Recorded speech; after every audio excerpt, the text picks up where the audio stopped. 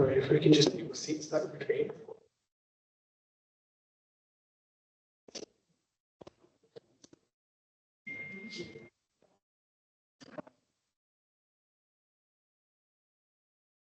Good afternoon, members, colleagues, and welcome to this afternoon's Petitions Committee.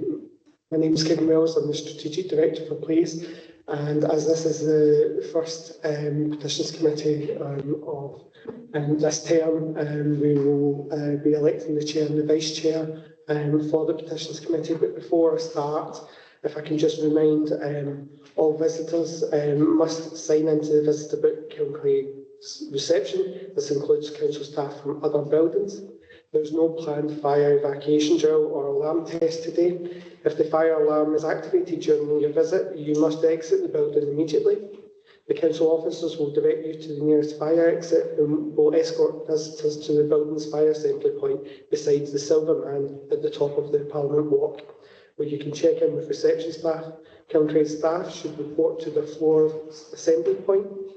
You should remain at your assembly point until directed to reoccupy the building and only re-enter once the fire marshal has advised that it's safe to do so. Please do not attempt to leave the site by vehicle until cleared to do so by the fire marshal to ensure access routes are kept clear for emergency vehicles. Please note that this is a public meeting and members of the public may be in attendance. The meeting will be recorded by the clerk and published online for public viewing.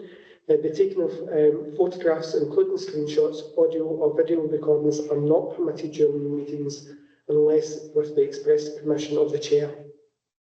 Can members attending virtually activate their cameras where possible to enable you to join by video? And can all attendees mute their microphones when not speaking? Please do not come in during items unless invited to by the Chair. If members attending virtually wish to speak on any point, please indicate by clicking on the raise your hand button. Members in the chamber should also raise their hand and the Chair will bring you in at the appropriate time. If members have not been able to access all papers for the meeting, please can you indicate at this point.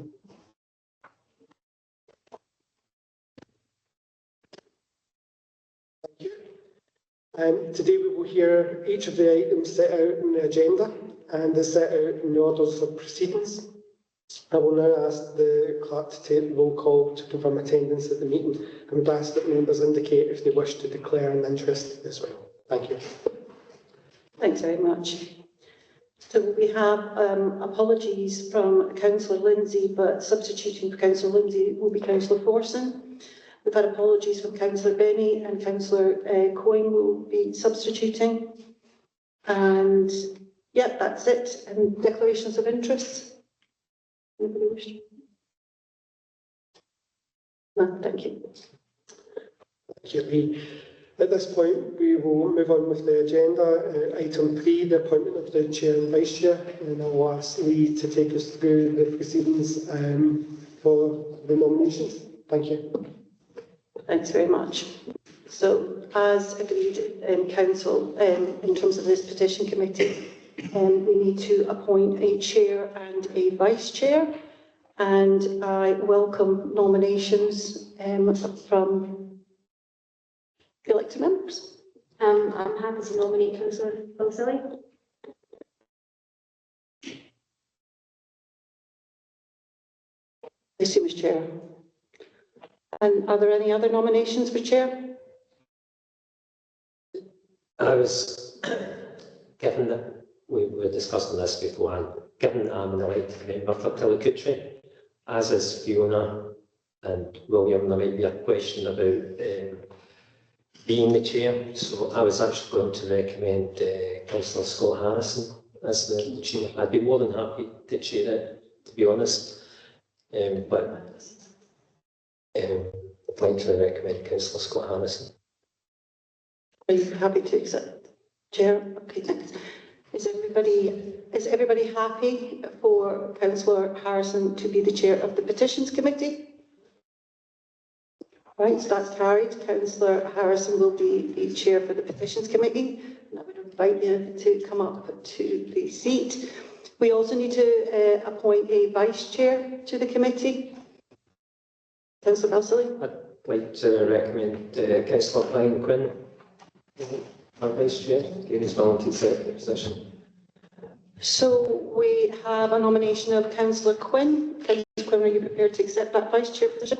Yes. And are everybody happy for Councillor Quinn to be the Vice Chair of the Petitions Committee? Okay, great, that's fine. So you are now the Vice Chair, Councillor Quinn. Thank you.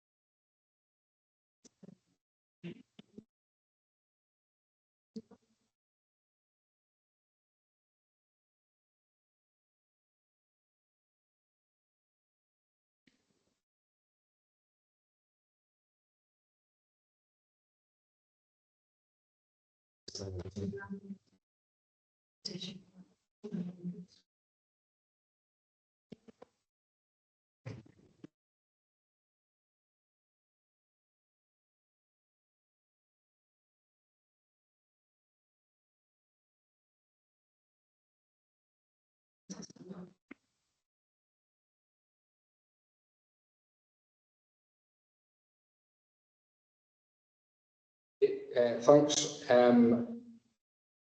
At the moment, we're going to go through the order of business today, so I'm going to hand over to Lee to run through that. Thank you very much, Chair. So the order of proceedings for the meeting of the Petitions Committee for today, some of this we've already gone through, where we've dealt with the apologies in terms of item 1. The Chair will check if any elected members want to declare an interest. Again, we've done that. The Chair will outline the procedure to be followed. The procedure to be followed will be basically we've appointed the Chair, we've appointed our Vice Chair, and now we're going to be moving on to the hearing of the petition. And I will be presenting the report. We have the principal petitioner here and a representative, and they'll be entitled to speak for 5 minutes. Again, I will deal with most of this in my report. Other than that, there's nothing particularly that it's all detailed in items B. If anybody has any questions on that, they can let me know. So if the Chair is happy, I'm just quite happy to move on to my covering report. Okay, thank you. So good afternoon, councillors. The petition before the committee was received by Ms McQuater on 10th December 2024. I can confirm that the petition is valid and complies with the council's requirements for the submission of a petition. The committee is being asked to hear from the petitioner, who is being represented by Mr Wilson Chowdhury, who will speak to Ms McQuater's petition. Mr Chowdhury will have 5 minutes in which to speak to Ms McQuater's petition. Elected members will be entitled to seek information from the petitioner and/or officers of the council to allow a recommendation to be made to council in respect of the petition. Members are reminded that this committee is not a decision-making committee, and as such, the committee is being asked to make a recommendation to council in respect of the petition, and it will be for council to make a final decision on the same. The detail of the petition is provided in the report, which is connected to RAC, discovered by the council's structural engineer within 3 evacuated buildings in Tillicoultry. I am happy, along with my colleagues here today, to take any question from members relating to the petition that has been presented by Ms McQuater via her representative. Thank you.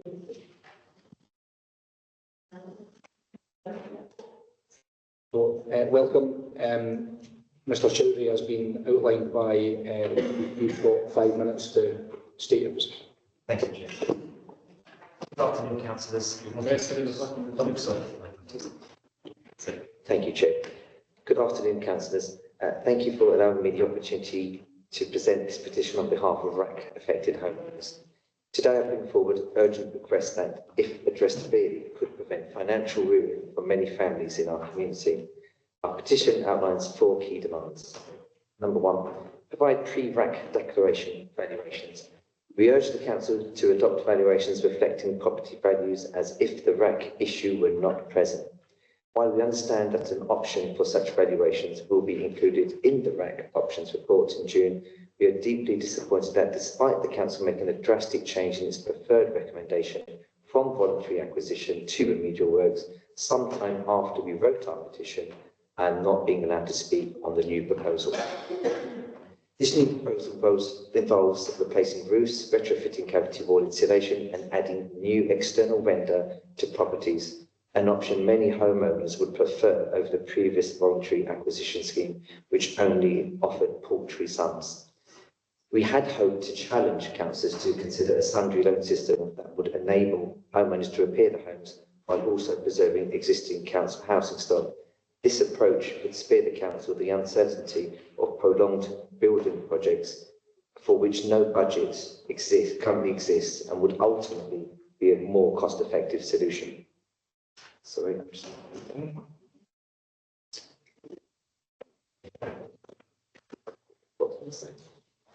Affected communities are already burdened by poverty and are prominently featured in indices of deprivation. You now have the power to enact a fair remedy and prevent financial crisis for so many who have found themselves in this situation through no fault of their own.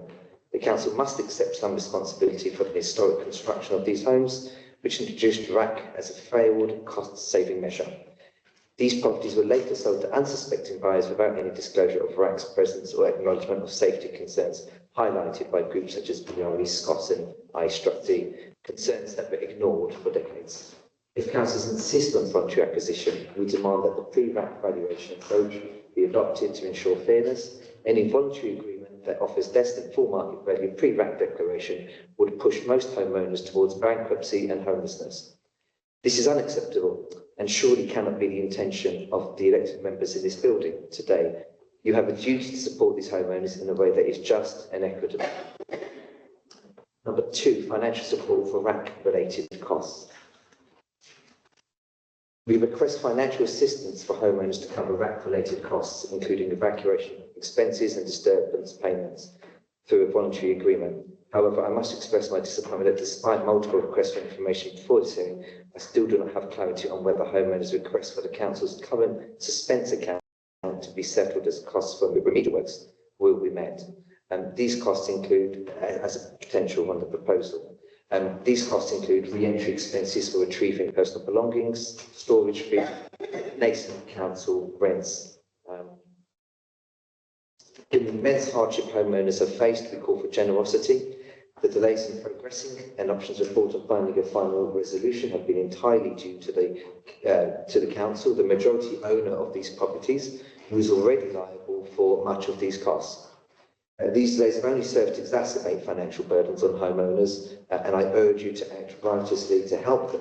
Homeowners should not bear the cost of a crisis they did not create.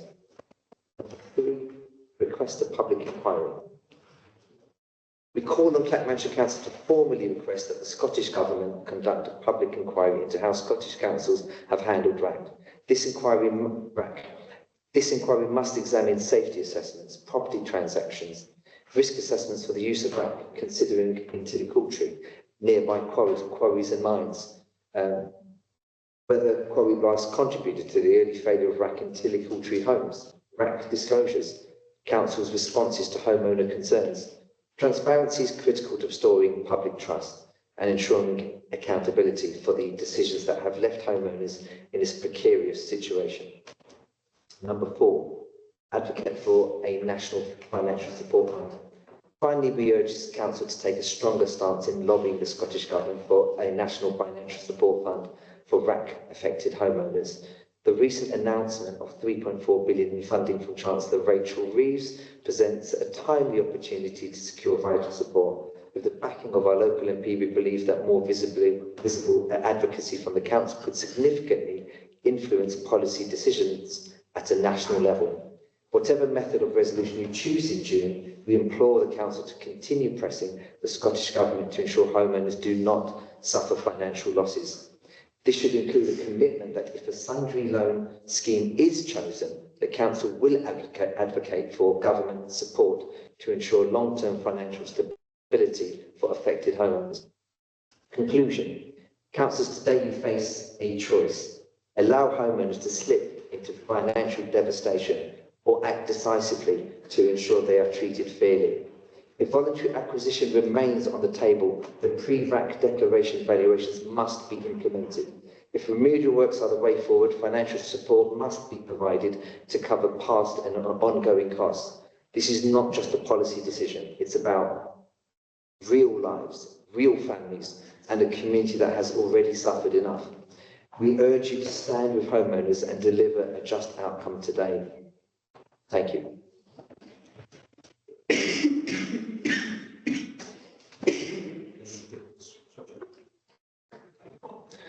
Thanks, Mr Chowdhury. Now we will allow questions from elected members, and questions can petitioners can also be to council officers if necessary. Anybody got any questions? Councillor Coyne. Thanks, Chair. Thank you, Chair. Mr. Chowdhury. Just a couple of things. You said in your opening remarks that you reckoned that the council should take responsibility for the RAC in the building. That was implicit, I think, in what you said. I'm not agreeing or disagreeing with you. I'm just wondering where you got that thought from. What do you think makes the council responsible?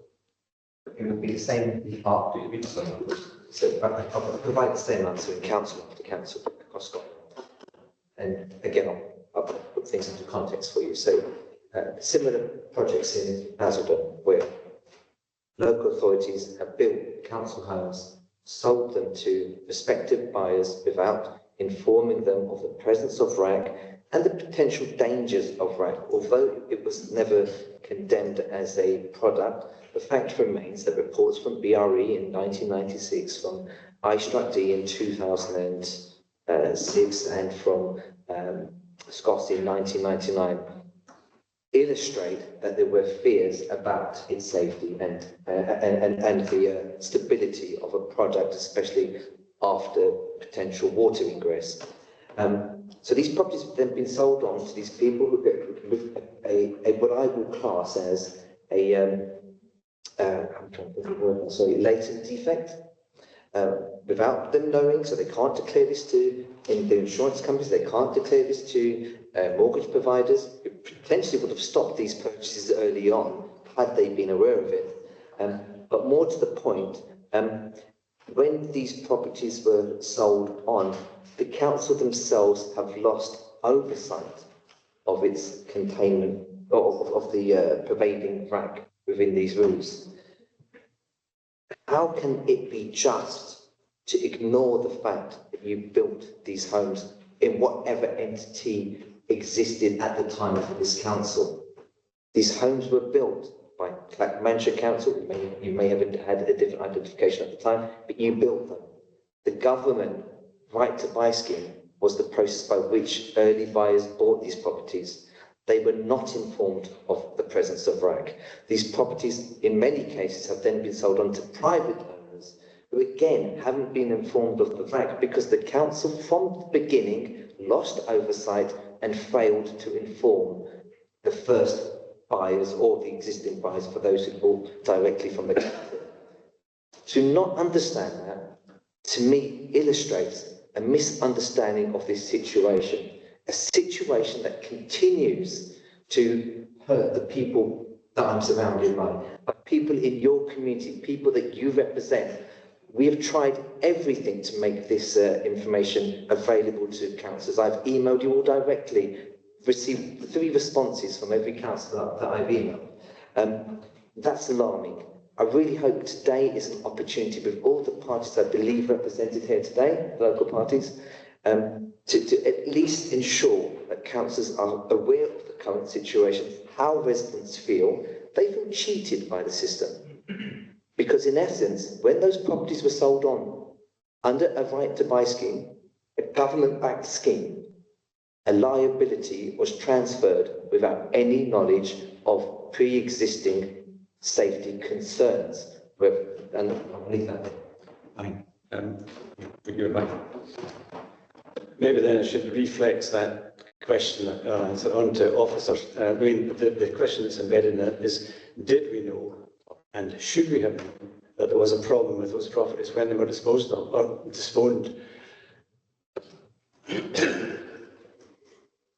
In terms of whether we knew or not, I think it's been perhaps clear throughout our engagement with the RAC group that perhaps our asset management data has not been as sufficient over the years. And obviously, they were built by the Telcote Town Council, built these properties, which obviously then rested in the ownership of Clackmannshire Council. Myself and my colleague Andy had asked predecessors who worked for the council if they had any knowledge when obviously the incident happened in the military school with the collapse of the ceiling, if they had any suspects of any RAC being in any of our properties, and the response we got back was a categoric, you didn't believe so. Unfortunately, obviously it was discovered. I think though that the point goes and strikes the heart of, if we weren't here talking about RAC and we were talking about something different, Mr Chowdhury is making some points which relate to the right to buy legislation and what was told during that period of time by both. Obviously, the legislation originated from the UK and obviously replicated in Scotland and similar legislation. I was only responsible for about 6 weeks of right to buy sales in my time here at the council, because obviously the right to buy scheme has ended in Scotland. What I do know from my history working in housing is there was very tight legislation about what you were able to say and able to influence. There was organisations who were, over the period of time, were reprimand might be a strong word, but were given guidance, say, or additional guidance by the government for providing too much information. It was very much a scheme which the onus was on the individual purchaser to make and seek their own conclusions in terms of the property they were buying. The term caveat emptor is obviously critical in terms of property purchase. So in terms of the right to buy, before the single home report came in place, it was incumbent on the individual who was seeking to buy the property to seek their own structural survey to the level in terms of which they were comfortable with, and or their lender at the bank or whoever was financing the purchase. So whether the information is, perhaps we should have known. I said last week at Parliamentary Committee that I think it's a great idea that the Parliamentary Committee, local government committee, is looking to perhaps look to a national database going forward and to build that up in terms of what's contained in our properties, how they're built. Excellent idea, and perhaps it would have been helpful if we'd known, but certainly the information that we had from here, from our previous colleagues, was there wasn't any. So whether we could have, even if the legislation had permitted us to have divulged, we might not even have known to have divulged it at that stage. So to summarise that, basically you're saying that we didn't know because we weren't told, because it was a takeover situation. Yeah, it did. Going back the years in terms of our record keeping, it's perhaps not been as strong or strenuous as it may well be going forward.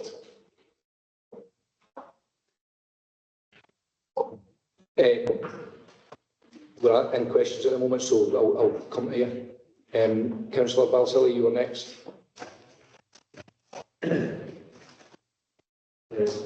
I was actually going to propose that we take each of these 4 items individually to stop sort of cross-completion of the different items, so that we would focus on the question of valuation, focus the questions on that, then secondly, discuss the issue of financial support, then thirdly, the request for public inquiry, and fourthly, the National Financial Support Fund question.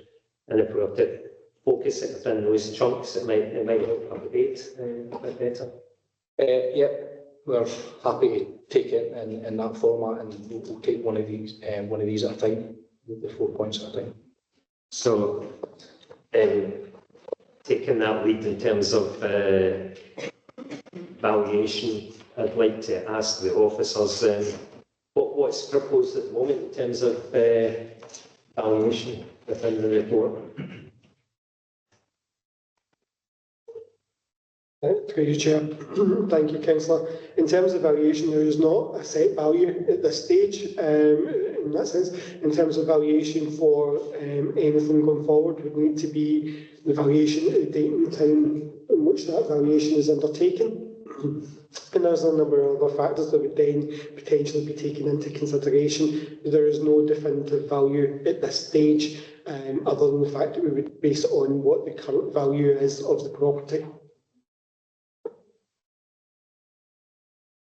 Would I be right in saying that there's potentially only 3 valuations? There's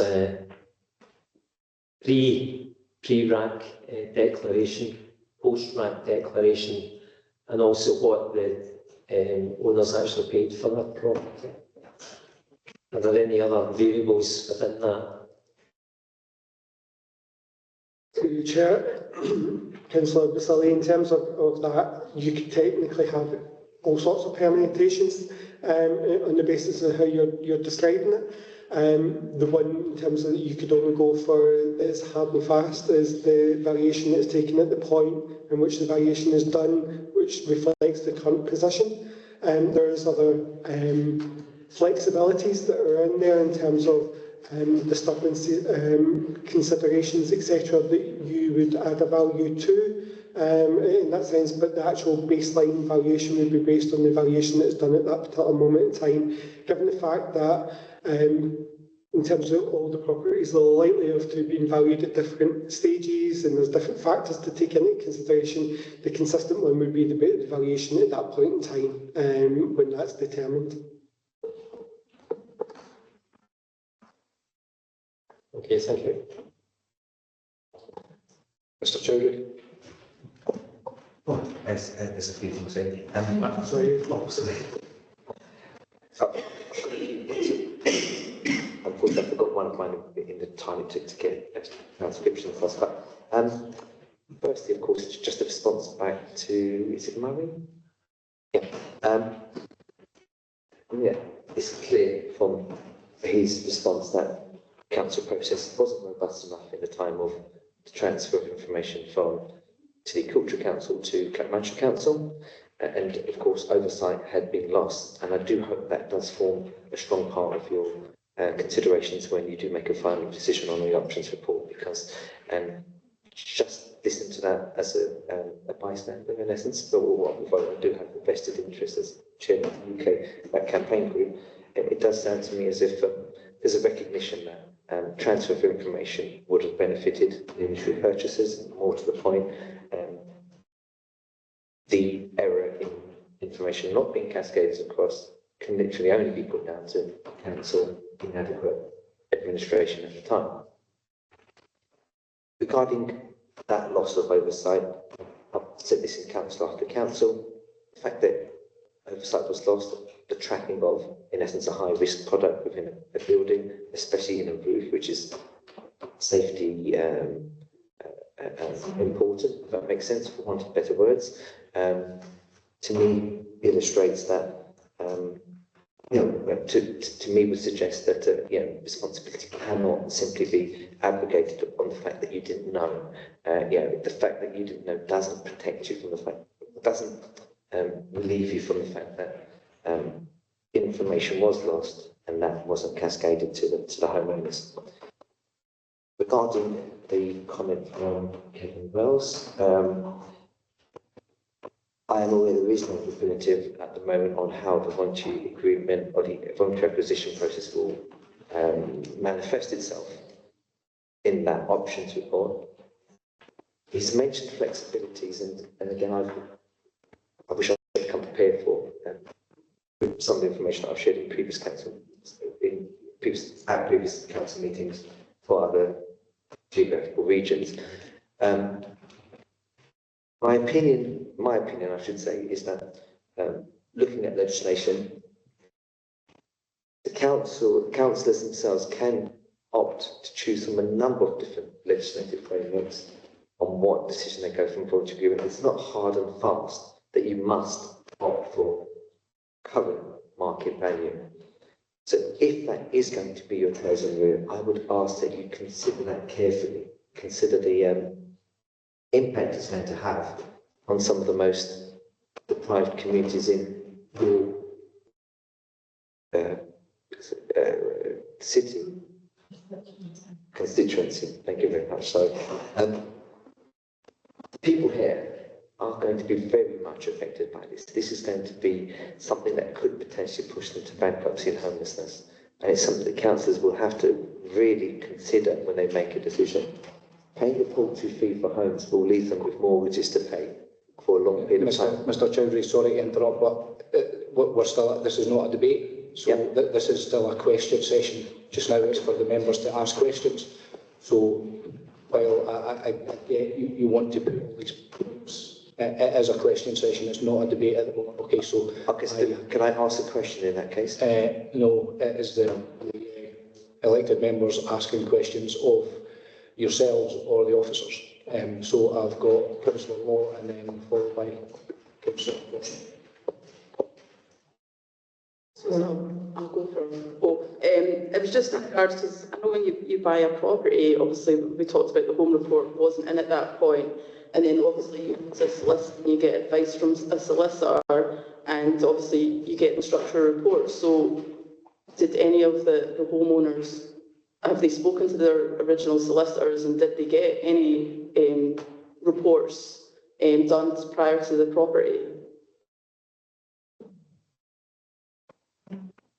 Right, so they would have had, every homeowner would have got a home buyer report. Now, if I'm correct, the home buyer report did not indicate the presence of wreck in the roofs.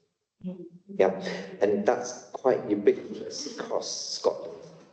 Home buyer reports did not reference wreck in the roofs.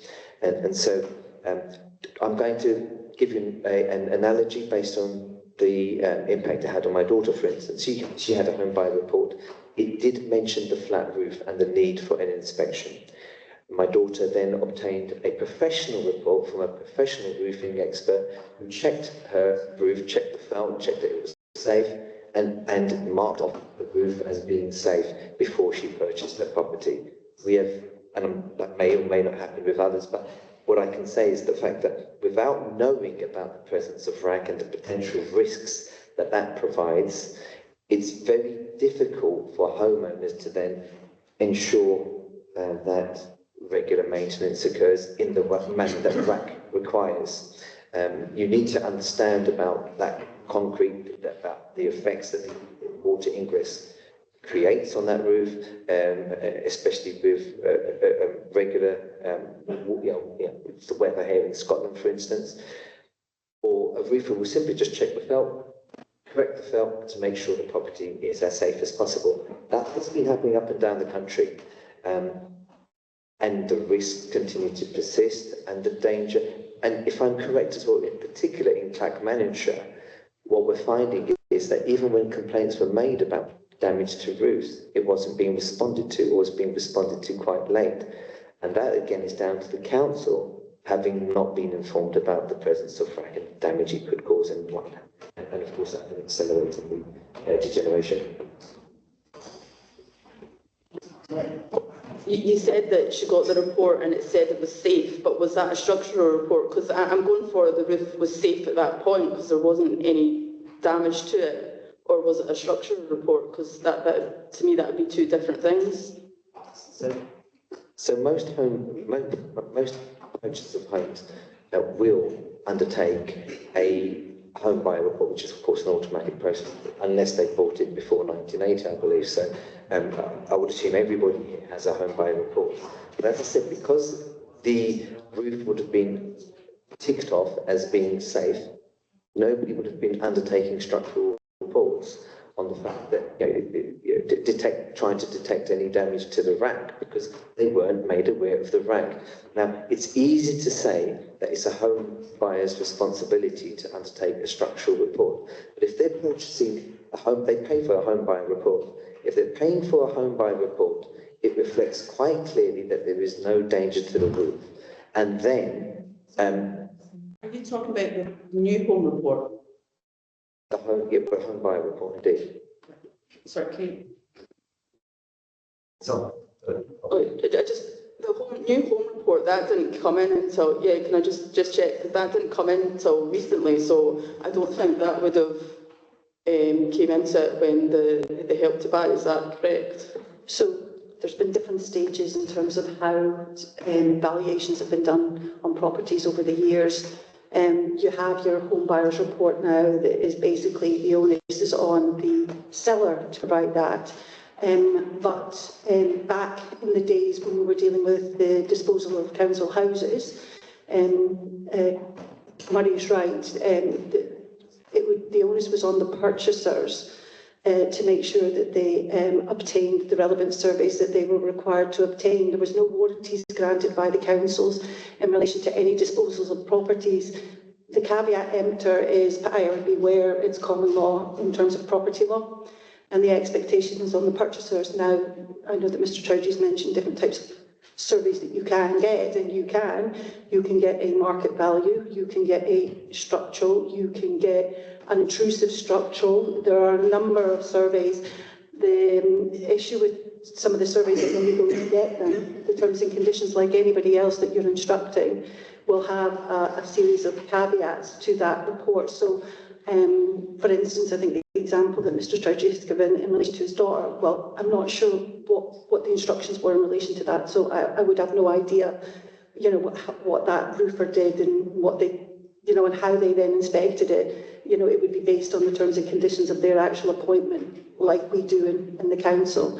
So yeah, at different stages, but it's only fairly recently, I would say, I think it's maybe the last 10 years, isn't it, that we've got to the home buyers report, which is the home report that we actually use to acquire property. To acquire property. It's the seller's responsibility to get that now, where it wasn't before. And even then, lenders do expect, even if they are got the home buyers report, there are some lenders that still expected to go out and get a survey, even over and above the home buyers report, which is, but that's the way the position is at the moment. Is that helpful? Yeah, so if it was done just now, it would be the council that would be responsible for doing that kind of home report, but then it would still be on the buyer if they wanted to do kind of a structural report. Is that correct? Yeah, even when the home report was brought in, people who were buying through the right to buy could still have chosen, or it depends sometimes on the guidance or advice from either the lender or the solicitor at that stage, could have still obtained, as Lee said, a full intrusive survey at that stage to have satisfied themselves of the fuller condition of the property. Obviously, over the years, things have changed. The first property I bought, I probably went quite to town in terms of the level of survey. I've probably become more relaxed over the years as I've moved into my fifth property.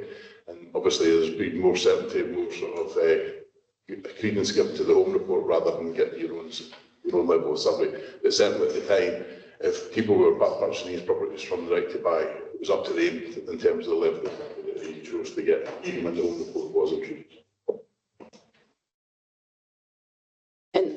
Was there any penalties that were put on, like councils during that kind of right to buy period, that if they did block? Because I have heard just in hearsay that there was like officers down in England that were reprimanded for asking those questions, and that came from UK government rather than council level. Is that? I could probably find some case examples that I could circulate to the members here and the members and the petitioners, but yes, as I understand, and obviously I've come to something presented here a decade or so ago, so some of this memory gets a bit hazy, but certainly the purpose of the right to buy scheme was more on the affirmative. It was about getting the purpose of the original scheme, it was about people becoming homeowners, purchasing their properties. So there wasn't like a defensive mechanism to try and outline all the facts. There was. I do recall some instances where the early days of Housing Association in Scotland trying to outline the costs and trying to outline for the tenants to say the longer term costs of owning your property might be more than paying your rent, for example. And the regulator took a view on that to say actually that wasn't within the terms of the legislation. I think the government issued replacement guidance, I think it was 2011, the last time the right to buy guidance was issued. But certainly it was more of an affirmative scheme. There's probably questions about the right to buy more generally out with RAC in terms of how it operated within communal developments. Obviously Scotland and the Scottish Government are still dealing with some of that legacy more generally. The Scottish Law Commission are doing a further investigation, I think it's like their fourth one, in terms of the legislation around communal repairs and block information. That's obviously what that Parliamentary Committee last week was looking slightly in terms of, but the Scottish Law Commission are currently looking into whether some of the legislation existing now still gives the councils and blocks such as this the power to try and take forward some of these repairs cooperatively with owners, etc. So we're still dealing with a legacy going back before I was even born.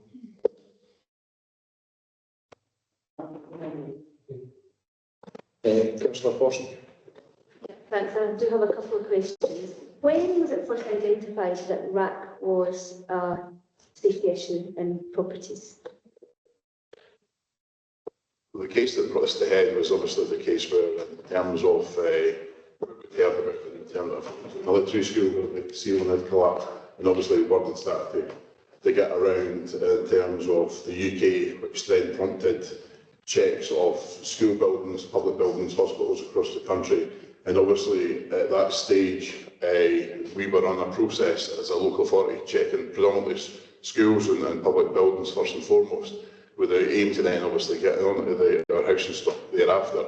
Obviously, one of the homeowners who had been in discussions with a local structural engineer surveyor had actually identified it, which then obviously prompted our action to then ask our own engineer to come and to take a look at that, which then prompted our wider check of our housing assets, probably quicker than we perhaps anticipated actually doing.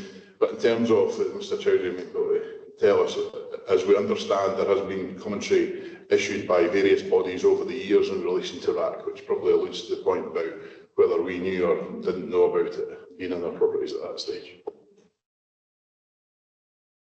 Now, this is obviously not an issue that's just present in Clackmannanshire. It's Scotland-wide and it's UK-wide. So at the moment, is there any discussions going on with COSLA as the umbrella body for local authorities about taking a joint position on this? Because I'm very much aware that different positions could be taken in different council areas, which to me seems a bit odd if it is a national area. So I'd be interested to know what discussions have been had with COSLA. So there is a national forum set up with the Scottish Government, so local authority landlords, ourselves, Angus, Edinburgh, Dundee attend, along with a couple of housing associations. I think the one in West Lothian that attends, and certainly there is representations there from COSLA, and obviously at the parliamentary hearing that we had last week, obviously there is a call for some sort of consistent guidance to come forward, obviously, so that we all don't go off in our own sort of branches around this aspect, so that would provide some sort of national consistent picture in terms of how to take some of this forward. So at what point is COSLA then going to be coming forward with a kind of an agreed position on it? I'm just conscious that nothing's come forward to leaders for consideration on this. For me, it seems pretty key. So is there anything that we can do to get that on the agenda from the relevant kind of board upwards to leaders? I'm not entirely sure the full answer to your question in terms of when COSLA might produce something, but as we understand from colleagues in West Lothian, there might be a move in terms of the Scottish Government specific guidance in relation to domestic stock, because clearly at the stage where RAC was identified within these properties at Tillicoultry, that was still on the basis of largely guidance relating to public buildings and commercial properties rather than actually being in a domestic setting in terms of, so some of the guidance at this stage was all about how you would then put up props, etc. So you've seen some of those pictures of the hospitals in England where they've got the scaffold and in between wards, etc. And obviously that wasn't particular or pertinent to sort of domestic settings. So I think there is a move by the Scottish Government to look at sort of domestic specific guidance. In terms of actually trying to make sure that COSLA could take forward something, maybe that's something that we could jointly communicate to the COSLA rep in terms of the housing agenda to bring for us. Thank you, Leader. In terms of that, we can also reach out to the COSLA officers to see what's in the timeline in terms of some of that work that they're involved in, to get an understanding of which wards it will go to when, and we can certainly invite out to those COSLA officers to explore that and hopefully inform our COSLA reps. I guess my concern is that we could reach a position, and then that if a joint position nationwide was reached, that could then be overruled, etc. But this is kind of it's been trundling along for some time now, and it's disappointing that it's not, being pushed up the gender COSLA. And certainly that's something I'll maybe do some discussions around as well. The other thing I was going to ask about, I suppose it comes down to liability. And I'm just wondering, I'm not aware of this, but has it been tested through the courts as to liability and potential valuations, etc.? As far as I'm aware, no, there has been no test case in the courts. And I suppose the question would be, are you intending to take a test case through the courts? So, Okay, can I come back to one of the earlier points? UK Campaign Group is one of the organisations that wrote a report to the COSLA study on crack and mould, so it's worth having a read. If anything, we've been the first group to suggest that BRE, SCOS and ISTRAT-D weren't investigating crack and the concern in the domestic setting. So that may well be something that we've helped transition now in the existing thought process that COSLA's undertaking. You may well find that to be true. Regarding litigation, we've put it out there and we've made it very clear that we are working with one of the largest solicitor firms in the UK who are already looking at potential litigation if should decisions go awry for local homeowners. Everything we do, everything we write, even from today's being cascaded across to them. I've looked into various issues, FOI researches that Kevin Knowles is very informed on, including the issue about whether or not at the time of building properties the council actually even considered risk assessments for the local quarries and mines, which I've raised again today. And I think you will find that there is going to be a deficit. At the moment, solicitors looking up expert opinion, and there are already surveyors that speak about how they feel a national budget should be created and how there are concerns about the manner in which homeowners have not been given, or these houses were built without the correct procedure, in essence, some correct procedures being followed. If you look at our petition on the Scottish Parliament website, there's recently been a response from RICS calling for a national fund, and there's also been one from another organisation of surveyors. In the COSLA report on rack and mould, again, surveyors spoke out in favour, and one body has in itself described the process they feel should go, that surveyors should be adopted, the guidelines that should be adopted going forward in respect to dangerous materials being used in properties. It's worth looking at, as I said, on the Scottish Parliament petition website. I can't go into too much detail at the moment because I haven't yet written responses, so I'm not too clued up on it. But it's worth having a read. Irrespective of what any organisation says, irrespective of what the government says, irrespective of what other councils say, councils have a decision to make for themselves. And it's about how you feel about this community. Now, Manager is a much smaller council than most. And what I'm finding in the smaller councils is there's definitely a closer relationship with the homeowners. These are the communities that are close-knit. I've been disappointed. Question is being answered here, Chair. If I could just finish, I've been disappointed that none of the councils here have really had much communication with local residents, and that's something I'd like to see increase, because I think unless you're very aware of the position these homeowners are in, your decision is going to be based on Mr. Chowdhury, with respect, I think we are all very aware of the position that the residents are in. We are not in debate, it is questions, so could we keep it to answering questions, please? And I'll just remind, we've got another 3 elected members. We agreed that we would go through the points one by one, so we're still on point 1 at the moment. So, Councillor Quinn, please. Thank you, Chair. I've got a question for Maury, I think. Could maybe answer this one. I agree, it's a question of liability here, and the legislation around right to buy has been set nationally, It's a case if we were complying with that, then we've done everything correct. And if something's wrong with the legislation, then that's the liability of the people who created the legislation and the body that created the legislation. So is there any evidence to suggest that Management Council did anything wrong or went against the legislation with any of the rights to buy stuff that we're aware of? Thanks. No. Thank you.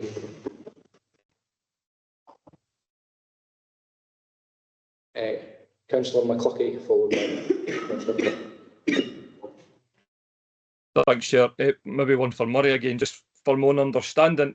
If I can cycle back just to the reports and surveys aspect again for a potential buyer, if they had sort of asked for a more intensive, more intrusive inspection to be carried out, how easy or otherwise is it to determine the presence of rack in a roof, for example?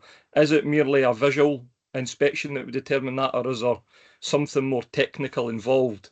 And if there is something more technical involved, is that the type of thing that, you know, a full intrusive survey should have been doing?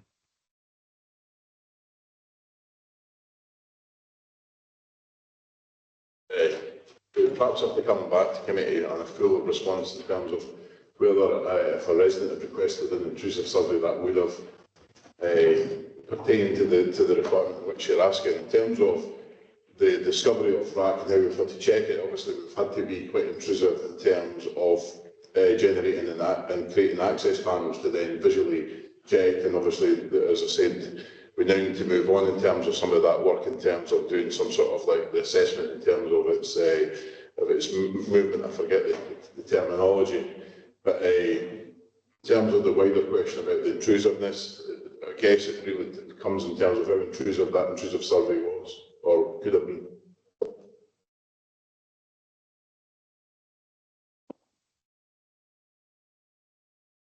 Okay, Councillor Coyne, please.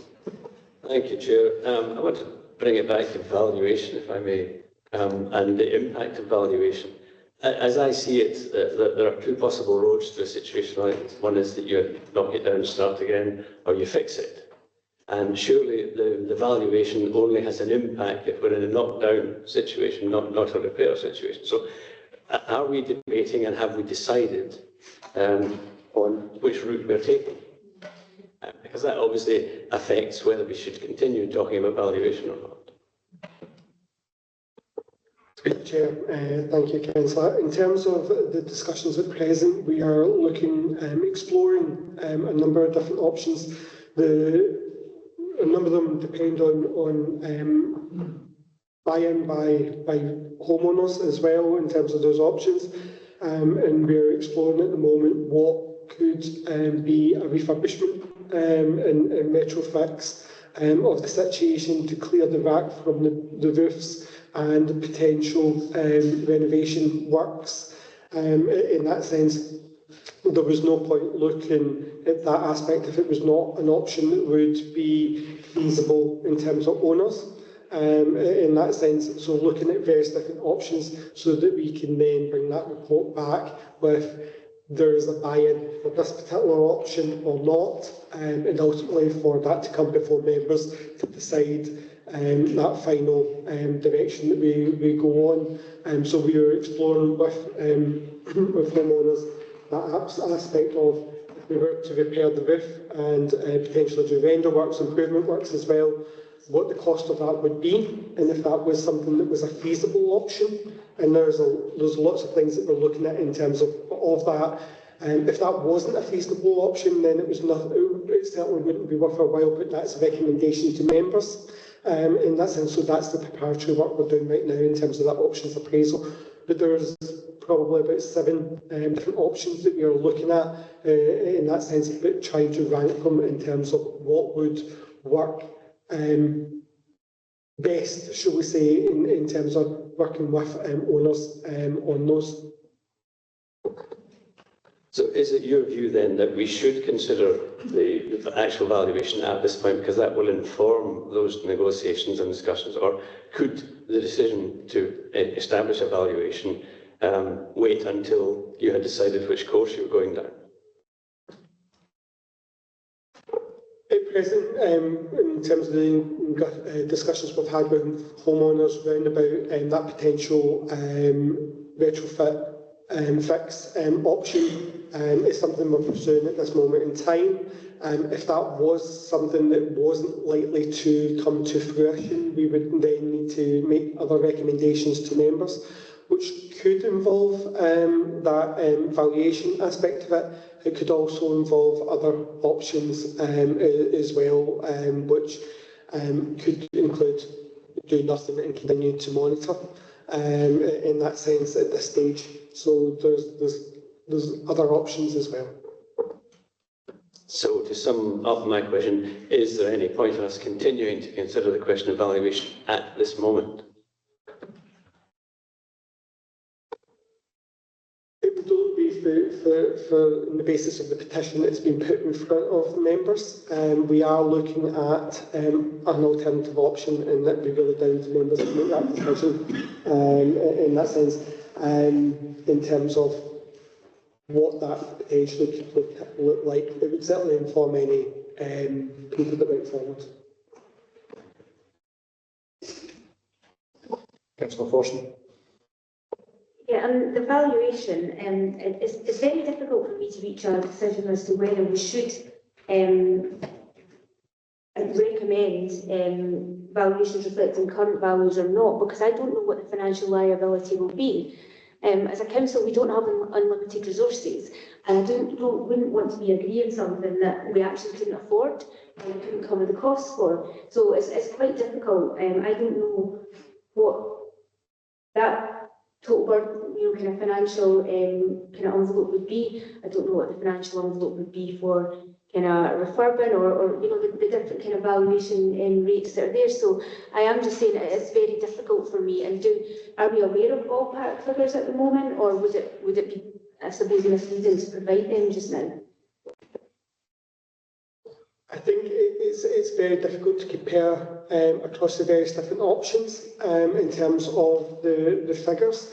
It varies depending on the property, because the three blocks of properties in question here have different costs associated with them because of the different sizes, etc. You're talking about, in terms of the retrofit, somewhere between, I may actually have it here,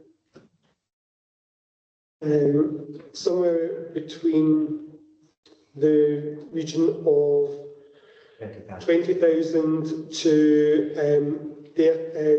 20,000 to 30,000 per unit, and there's about 30 units involved. Obviously, not all of them are owner-occupiers. Some of them would be our own housing stock in terms of just replacement of roof, and that goes up again to up to about £34,000 per unit for the rendering work as well. In that sense, you take both elements in the go. If you were purchasing them in terms of some sort of voluntary arrangement, you would have the payment for the property, but then there would be what you do with the property now that the council would own it as well, and the cost of, if we were to retrofit to bring it back into use, there would be that cost as well. So there's multiple different things to be taken into consideration, and also get to a stage where we actually understand what the baseline valuation would be and what other factors you would potentially give that flexibility around. So it's very difficult to have a definitive figure at this stage. And are we aware of what position other local authorities affected by RAC have taken? Yeah, so obviously in the news headlines, obviously it's been the approach in terms of Aberdeen. I forget off the top of my head, but obviously there's been some dispute over the figures at which they went out, which isn't equivalent of the pre-RAC value. Is it they go down to sort of value which it might be in terms of the current market value? Obviously, as Kevin's outlined, there's many considerations in terms of what we might, as a council, as a paper coming back to council, might need to give consideration to. And obviously, there's other aspects in terms of some other flexibilities that could be looked into out with the valuation, if you wanted to get tied up in that sort of terminology that could be looked at. It would also be important to highlight that in terms of the differences across the different local authorities, it isn't actually the same situation either. In terms of Aberdeen's a much bigger case in terms of the properties that are involved, the number of properties. It's also different types of properties that are involved as well in different local authority areas.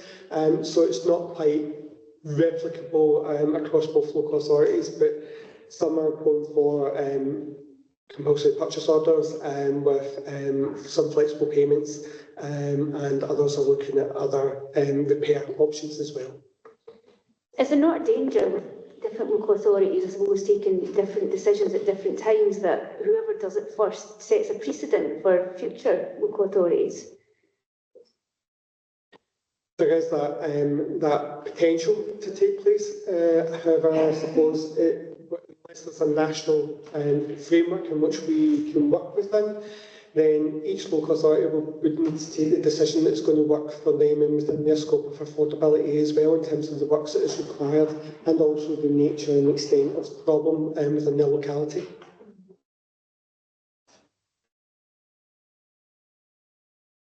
Councillor Law. But that also depends on how, obviously, our ones are flat blocks. So would that also depend on what the makeup is of the flat box?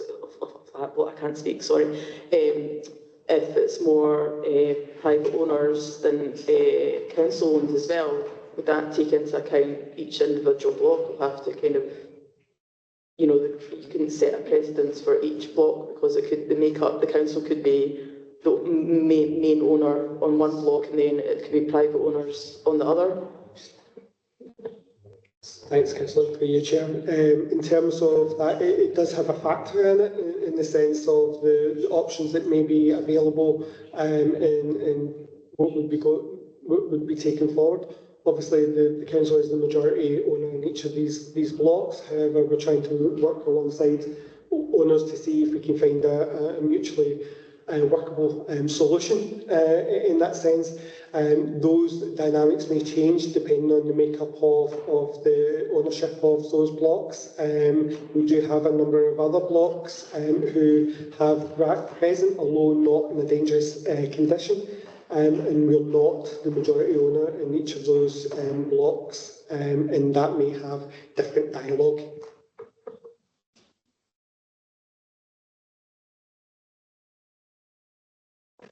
Councillor Coyne.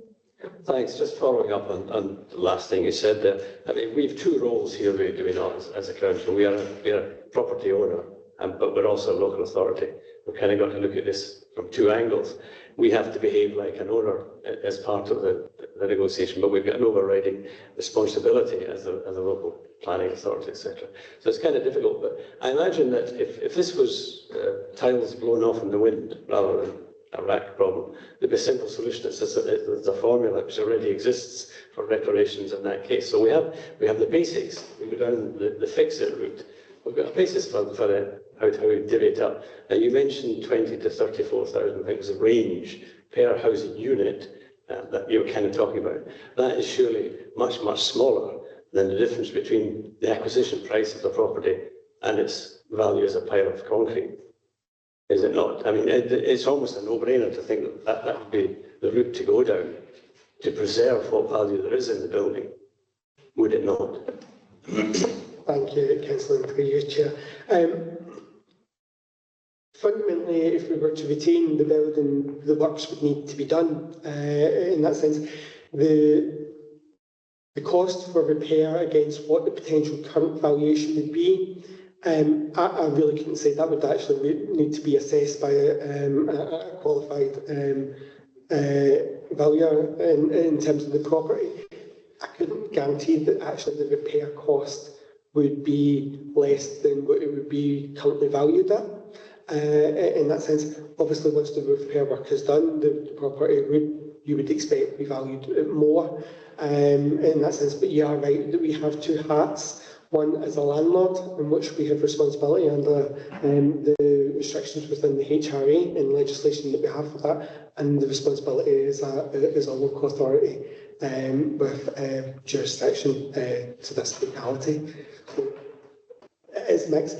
Without actually understanding what the true valuation is of the property, it's very difficult to give you a definitive answer to your question. Is it? Because the property's there. You could send someone along to the local estate agency and ask them for a valuation, could you not?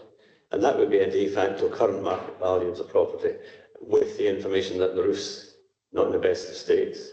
So that would give you a starting point for that conversation. And then you look at the difference between the pre-rack value, the current market value, and compare that with the repair costs. And that kind of gives you an idea of sort of your direction of travel, does it not? Sorry, I may have picked up your first question wrong. Yeah, that can be done. What I'm saying is we just don't have that valuation at this stage, and we could only instruct valuations on our own properties, not necessarily the owner's properties. That would be for the owner in terms of that valuation for them to take forward. But I would also just add to Kevin's point as well that obviously with the two hats, because obviously I've commented that obviously we're the largest homeowner is responsible for the HME times tenants. But obviously there's wider considerations in terms of some of our other aspects in terms of energy efficiency. So that's why there's like the two costs. So in terms of just the standard roof replacement, or what would be roof replacement in terms of that, and then obviously the other cost is about enhancing the energy efficiency measures, so the re-render and increasing the insulation of the block, because obviously we've got requirements under the housing regulator in terms of SHQS, in terms of enhancing the energy efficiency. So there's those aspects that need to be considered, but in terms of the general, you're correct, in terms of some of the legislation that's already exists, provides a platform for discussions and taking votes in terms of whether we want to take forward some of that work, and obviously the legislation sets out how that could be recharged back to the owners.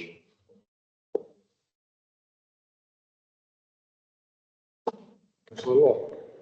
If the homeowners did want to get that valuation, would their valuator that they chose be able to access the property under the current kind of restrictions? That's the one. Thank you. So as we know, the buildings have been deemed dangerous by building standards and also the structural engineer unsafe. It depends on the valuation that you're looking for. So again, if you go in for an intrusive survey, then they would need to be accompanied, I suspect, by our council's building standards officer, and they would also need to get confirmation from the structural engineer that that would be okay.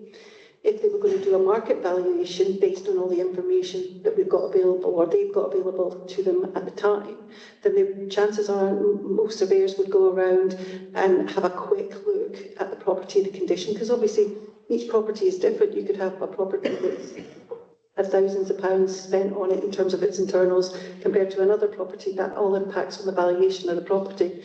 But yeah, I think in either one they would need to get access, but that could, I suspect it could be accommodated. I'm saying it could. We would have to speak to the structural engineer and our building standards team to make sure that that could happen. Would, if the council took those sort of valuations and we're going to look into it, and obviously Kevin said that they wouldn't be able to go into the private owner's property, but if they gave permission, then that could happen. So there would be kind of a way forward if that was to get into private owners' properties, yeah? Yes.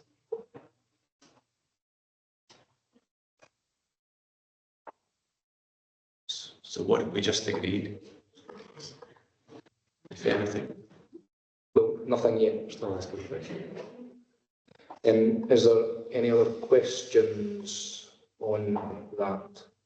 So we did say we were going to go through them one at a time. So the second point, unless we feel it's been covered when the questions will asked, the second point is regarding financial support for RAC-related costs.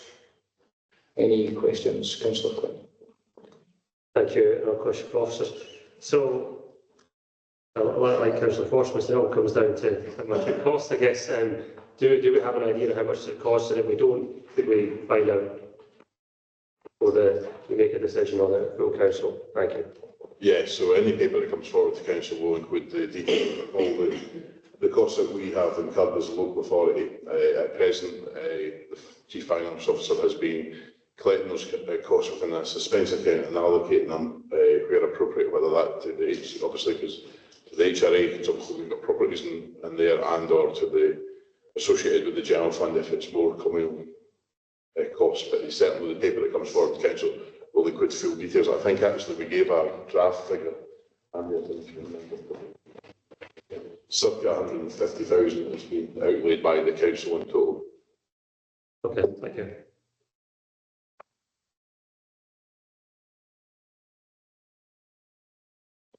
Okay, if there's no, well, oh, okay. Do we know if any other councils have proposed this sort of, these costs? Not to our knowledge in terms of it. Obviously, the situation here is slightly differently because obviously the blocks that we're talking about, particularly here, is obviously decanted. So this is the cost that the council's incurred in terms of our response to the decant, and some of the costs incurred in relation to the notices that were served on us as a shared owner with the other homeowners and within the blocks, including terrace fencing, etc. So if other authorities didn't have decants, they wouldn't have necessarily incurred some of these costs. They might have had costs in relation to structural reports, etc., to inform some of their council reports.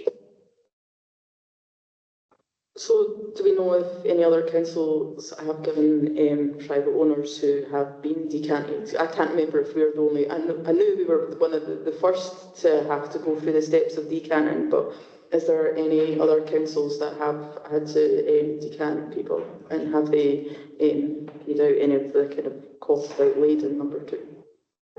The answer is no. This is the only council. It's the only council. I think I listened about Dean's Act in 2004. Yeah, in terms of decants due to the notice, I think there might be a couple of people, but it's not directly related to the actual the RAC issue per se. Okay, Councillor Balsillie. Yeah, just very quickly, what assistance has been provided to private owners when they were issued with the decant notice? So, respect, sorry, I'm not sure. Well, whether they offered alternative accommodation, whether indeed offered any sort of form of compensation, it's a private dwelling, then what support did the council actually offer them at that particular instance? Yes, so when we first, through one of the homeowners, when we got confirmation about the rack and the condition, and obviously building standards have confirmed that to be the case, that's why we went to the properties whilst the notices were being prepared to advise the homeowners early and to engage with them about collecting belongings that would be necessary for a period of time, including financial documents, passport, etc., to make sure, because of course, if you have there might be instances that Pat has dealt with in the past, perhaps in other local authorities, where there's been emergency decants and the homeowners would not have had the opportunity to have gathered documentation, financial documents, etc., passports, which are absolutely critical in your daily life. Because sometimes some of the instances that building control deal with across Scotland, the actual situations actually unfortunately occurred where there's been a collapse of a roof or a collapse of a building, so nobody's then able to go in to actually access any of those belongings. So we went out early to engage with the owners and engage with our tenants, and obviously first of all we spoke to them because obviously, as you know, we've got a crisis in terms of providing accommodation. So we spoke to each of the affected owners about whether they had accommodation that they could go to, and or whether we needed to seek them accommodation. Obviously, that situation changed for a number of people over the course. So some of the owners might have accommodation were able to go to friends and family for a couple of days, and then obviously we may have provided them with a temporary accommodation thereafter. Some of the actual owners have obviously now actually become Clackmasters Council tenants, because obviously they've been through the homelessness route, and obviously providing them with alternative tenancies and accommodation. And in general terms, when we issue a dangerous buildings notice on a private householder that requires a decant, do we offer any other sort of form of assistance? Generally, there might be occasions where actually you might be serving building standards notices where you don't actually have to decant people either. But I don't know, Pat, if you want to provide any comments on that. No, and once we serve the notice, we don't.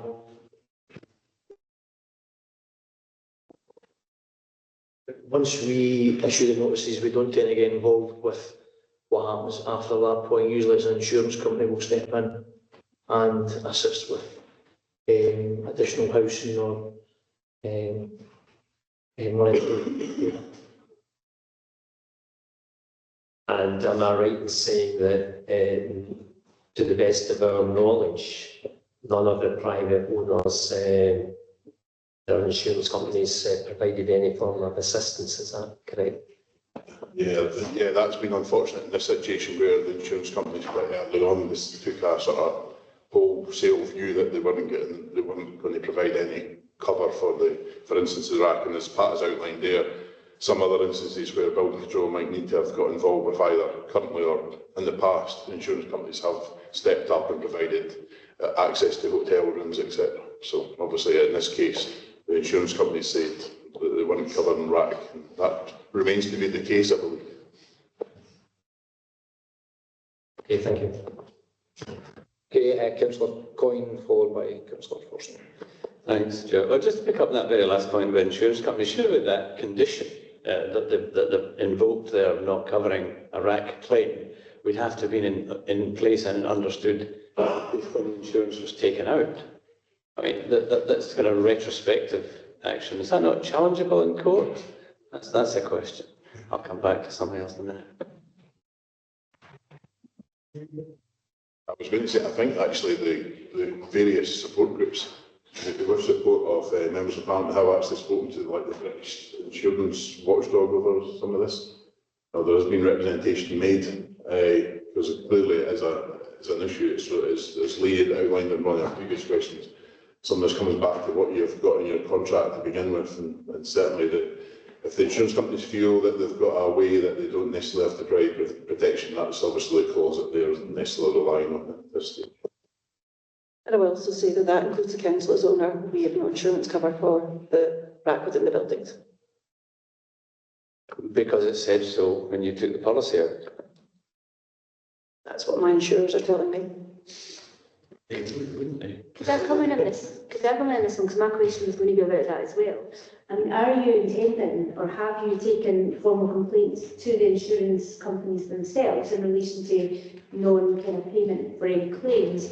And also, their kind of regulating bodies, Financial Conduct Authority, etc. Have complaints been taken down these routes to try and get redress? Yeah, Hannah did try. My daughter Hannah in Aberdeen, I should say, she had tried, and again, it didn't come to anything. What I will say is that, of course, you've got MPs that have been challenging and communicating with ABI, but there is a definitive position they're all taking, and that's that these defects were in place before as part of the construction, and they don't cover aspects of construction. They ensure that they provide cover for unforeseen circumstances. So that will be the stance point one way or the other. So I don't think that's an option that really needs to be considered. I know your MSPs here and the Labour group seem to be pursuing that as a procedure. There was one thing I did want to just quickly add, if that's okay, because there was a question raised by Brian Quinn and a question Murray about whether there was any legal aspects that you may fail on in regards to the processes that you followed. And I just want to ask here now, as a question, because you proposed that question, how do you feel about the fact that we had over 400 homes Mr. Chowdhury, it's not for you to ask questions anymore. I understand. Okay. If you ask the question, you can answer what is now at a stage where elected members are asking questions of both yourselves and officers. I do have a question to be interested to get the answer for. And if you are willing to set aside standing orders, perhaps I could pose this question tomorrow, just to get a response here today. We've got media here. I mean, how do you feel about it? Because, Brian, you're allowing Brian to kind of allude to a particular protection he feels he has under the law. And I'd actually like to know if I can get a position on an aspect that our solicitors are looking into, and to see if we can get response here and now. Sorry, ask that again, but the feeling is just now is no. If you've got a question, if you put it in writing to the clerk, you'll get an answer. That was nice. Can I ask what actually was originally contained? Just a comment on this whole section, point number 2. We can't really do anything about that until the question of liability has been established, really, because anything that's done down this road is either an act of charity or payment and liability. So, since liability hasn't been established, anything we do we need to be regarded as an act of charity until liability was established. So, what would we do in similar but different circumstances, slightly different circumstances, if we were presented with this problem with a block of flats? And have we done that as part of our reaction to homelessness or all the rest of it? Have we treated these people, these residents, as we would treat another group who were not having a rack problem, but were out of their houses? Councillor, I don't think we've ever came across a situation of this in nature or magnitude. In that sense, like you said previously in a previous question about how we would deal with things if it was a couple of slates off a roof, there's the mechanisms in place. Unfortunately, the sums and the works involved and the actual impact of this is much, much greater. In that sense, I would hope that we wouldn't treat anybody differently. I would love to have been able to have done it in a faster pace, but actually given the nature of it and some of the grappling of how we go about this, I think officers have taken the time to try and do the due diligence that they need to do.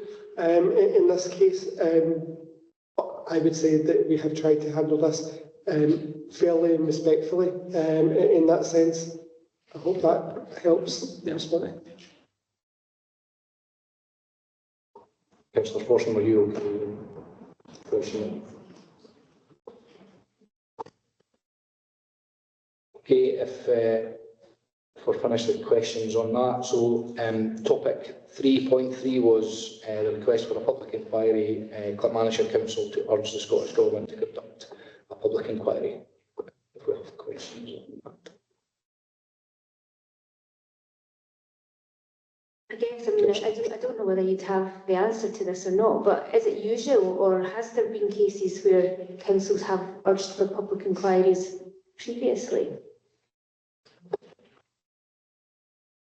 I looked this up, and it is possible. You can do it. It is unusual. There are other ways that elected members would feed into, the Scottish Government or the UK Government, but it is possible.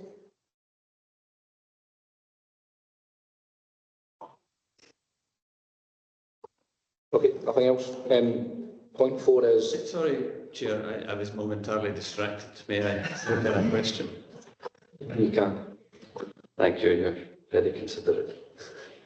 I feel that point number 3, in a sense, makes this whole process, if we go through that, makes this whole process unnecessary, because we will be handing control of whatever the response was to be over to that inquiry, to the results of that inquiry, would it not? If we were to urge we to go down that road, we might as well forget about everything else. Am I wrong?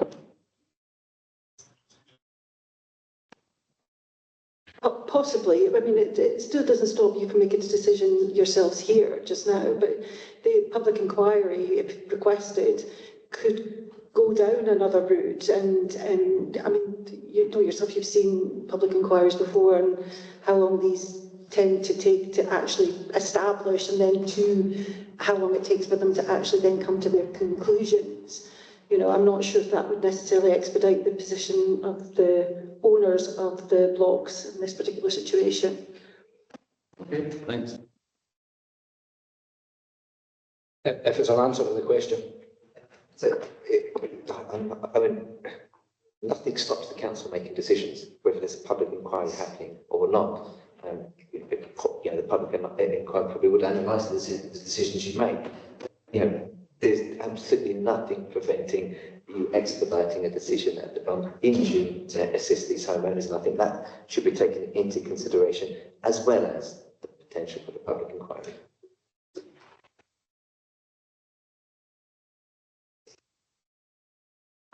Do you agree that it's odd to understand why we bother with a public inquiry then if we're making our own decision? It's not your council. Were you asking that question of Councillor Klein? Anybody who thinks they know the answer? Nobody thinks so. Is that posed to me then, in essence? Anybody? You can, if it's an answer to the question, if it's your own feeling or opinion, if you can give a definitive answer to that, that would be great. There are several reasons why it's important to follow with a decision and go for the public inquiry. First, we need to expedite the decision for these homeowners. But there is fracking in itself has been a very new issue. The extent of it, the complexities of this, and I don't feel. And we're looking at how RAC has been ignored for so long, suggests to me that a public inquiry can at least enable the government and local councils to ensure that nothing like this happens again. But potentially, irrespective of your decision, there are several other councils, several other housing associations that have been working on this RAC issue, and I just feel that there is need. But really, sorry. The question posed by Councillor Coyne was: does calling for a public inquiry or making a decision in council invalidate one or the other? And you said you had the answer to that, and I don't think it does. No, but I don't think it does. That's your decisions are to represent people, and again, that public inquiry would only, it would expand the investigation in the overall practices of RAC and ensure that there's a long-term process preventing anything similar happening in the future. Surely that's a viable option either way. Okay. So you think is the answer? Okay. Councillor Forson.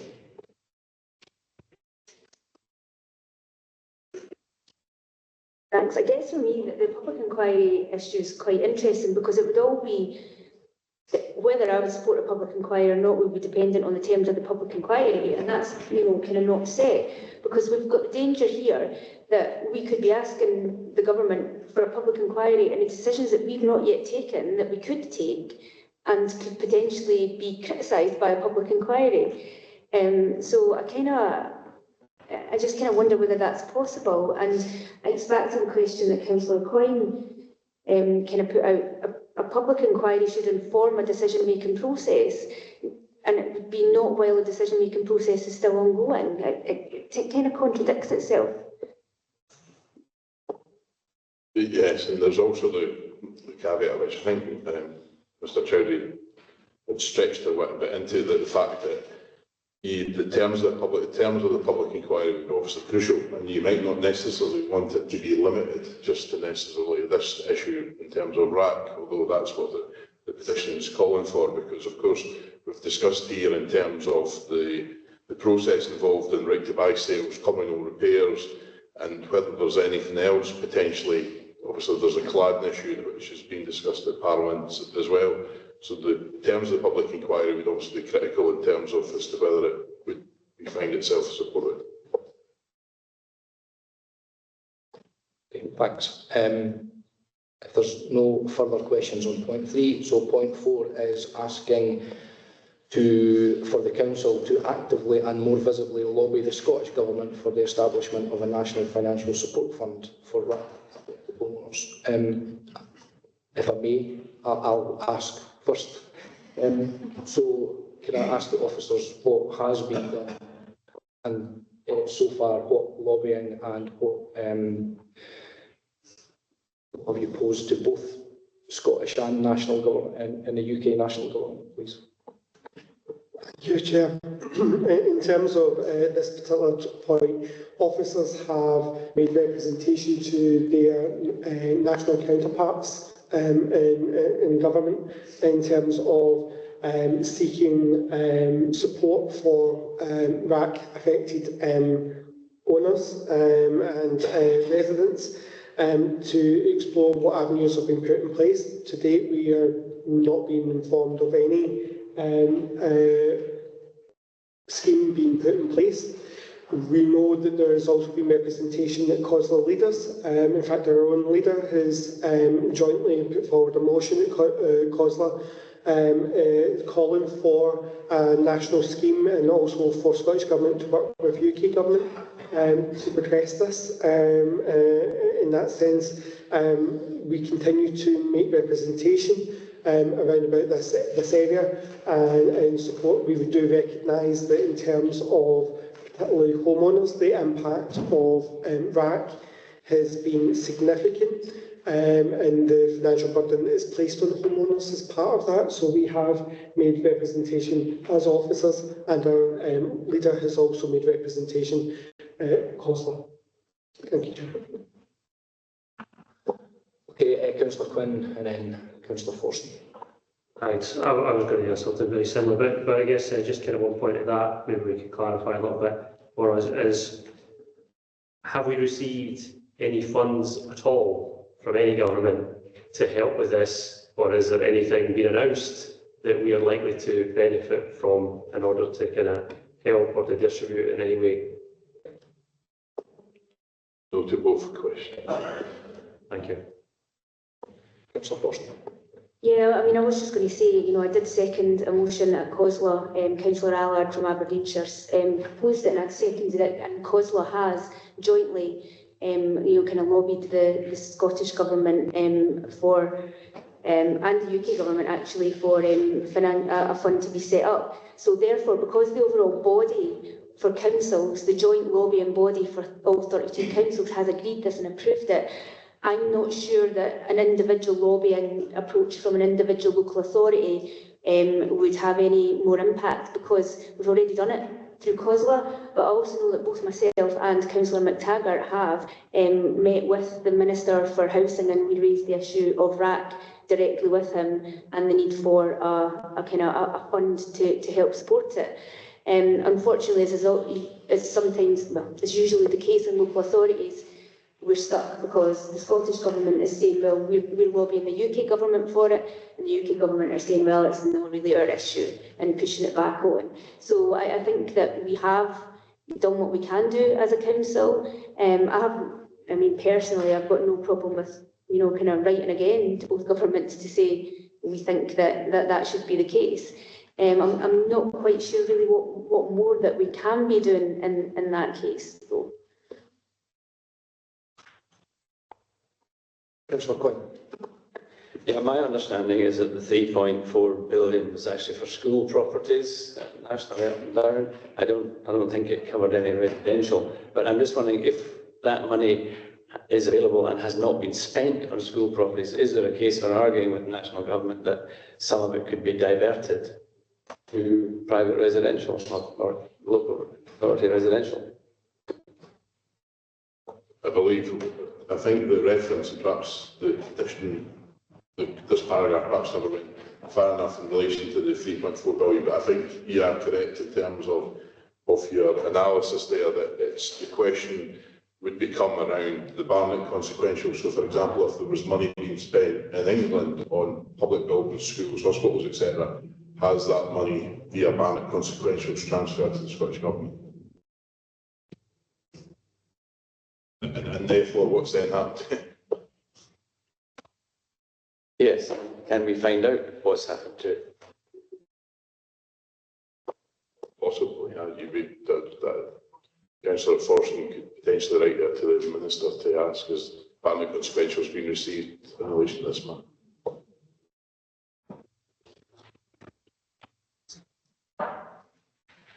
If it's an answer to one of the questions. The importance of a declaration from this council to the Scottish Government and the UK Government for the National Fund. is the fact that we also have a report to hand. And we all know that the media has a certain amount of pressure on the government. The UK government wrote to me recently under Alex Norris from the Housing and Communities Department. He's made it very clear that there will be no funding coming from the UK government because they've assessed the RAC situation in the UK. Of course, there's the devolved responsibility for Scotland and the Scottish RAC issue. They can find, and the cases in the UK do not warrant a national fund, which is true. There were only 18 homes in Basildon that were affected. Every one of those council tenants received £8,680, not £1,500. Has been the amount provided in Scotland. And the two homeowners that had RAC-related issues in their properties received a more than fair valuation for their property. That may well be because UK councils have more money, I'm not sure what the reason was, but it was a very fair situation and a much smaller scale issue. I do not think you're going to get any funding from the UK government, but we keep pursuing them. It's a Scottish government, I feel that we really do have to kind of press on them. There's an opportunity for you to say today, quite openly and clearly, that we want to write to the Scottish government and ensure that our homeowners are protected with the national fund. If someone is willing to say it quite openly, we have media, and at least we can push that out there. And it's coming from a local authority impacted by the issue, speaking out for local communities. We don't know how far that will go, but it's one step, I think, in the right direction towards convincing the Scottish government to put their hands up their pockets and actually find a solution. Mr. Chowdhury, again, I'm not convinced that's an answer to your question. You're reiterating what you put in here, so please, again, if you want to speak, I'm happy for you to speak if it's an answer to a question. Just reiterating what's in here that we're actually asking questions about isn't really helpful. I'll put it simply that it's a responsibility and a duty I feel the council should want to be making open publicly that they are calling for a national fund, and I'd hope that it could be a trigger for other councils to do something similar.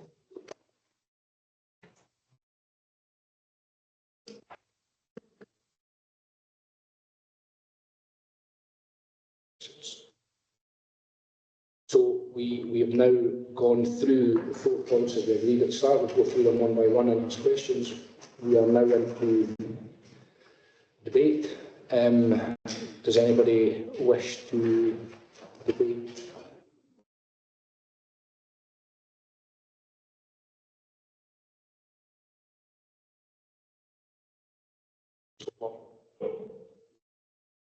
I don't know whether I have much to debate, but I just wanted to obviously say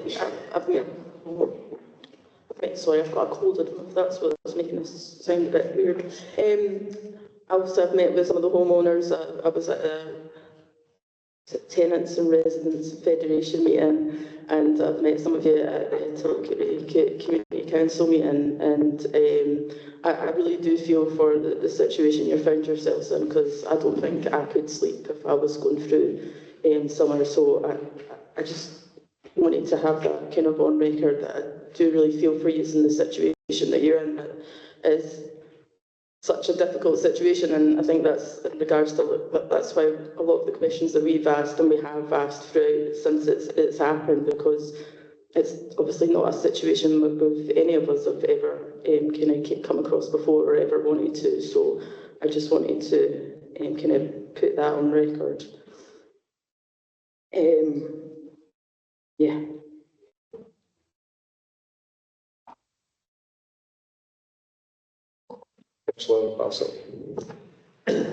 Yeah.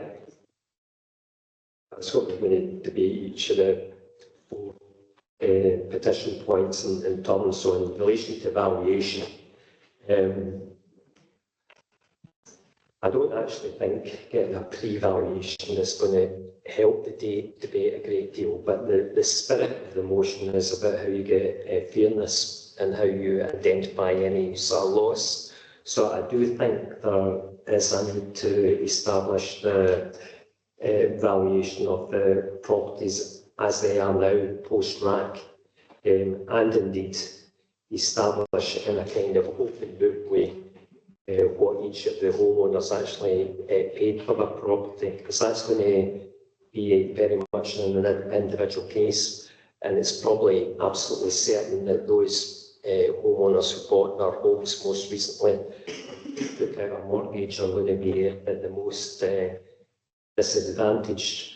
And it's important, I think, that we establish those two particular points, because they will have a bearing on the 7 options, or it doesn't matter if it's 7 options or however many options the council looks at to try and resolve these things, because we need to take the homeowners with us. They are homeowners and landowners of that particular block of flats. So I think there is an argument for trying to pin down the valuations, but not as it's couched in the petition, but more what's the valuation of the property just now, what did the owners actually have to pay, and what is their, have an understanding of their deficit that they're having to face. That's the main point I'd make in point 1 of the petition.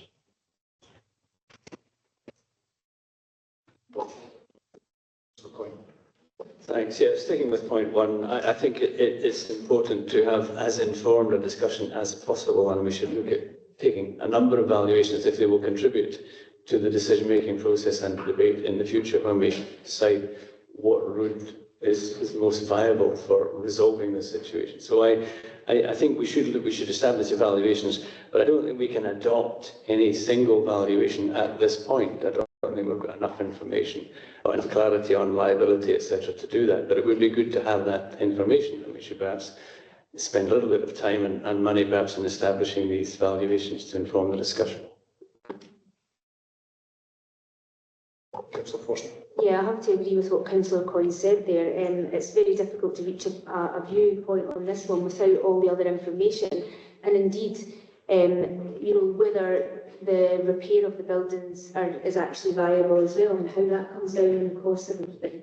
So for me, it's very difficult. I can't reach a position on this one until we have all that information.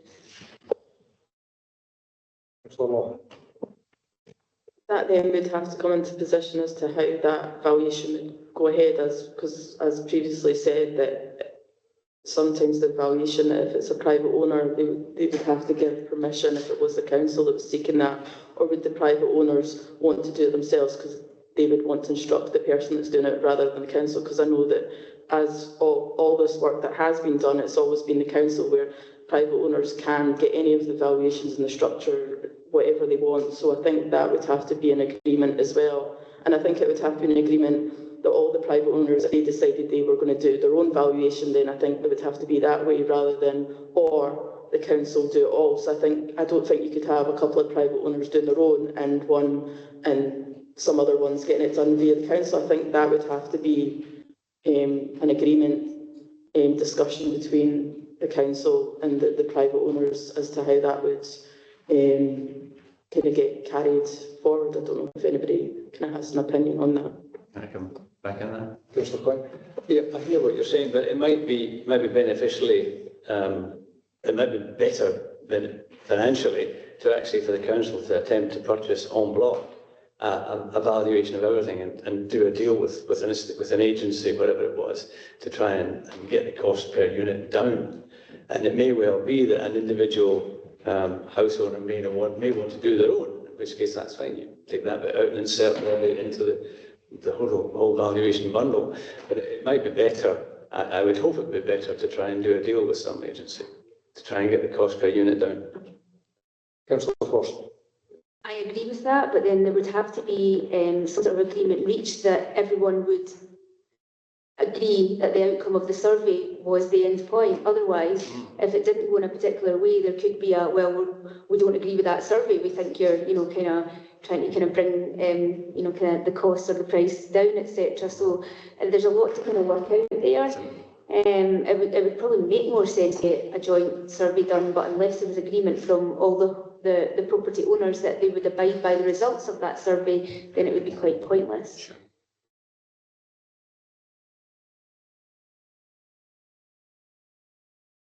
we then have to, do we propose, if we're taking this forward, that there should be an agreement going forward as to how that would get taken forward, and it has to be kind of unanimous with the property owners and the council owners to what way that would get taken forward, or does that have to get recommended just now? So I think as we would agree that we would take them in the order, I suppose it's probably easier just to take the recommendations from the elected members in relation to those orders.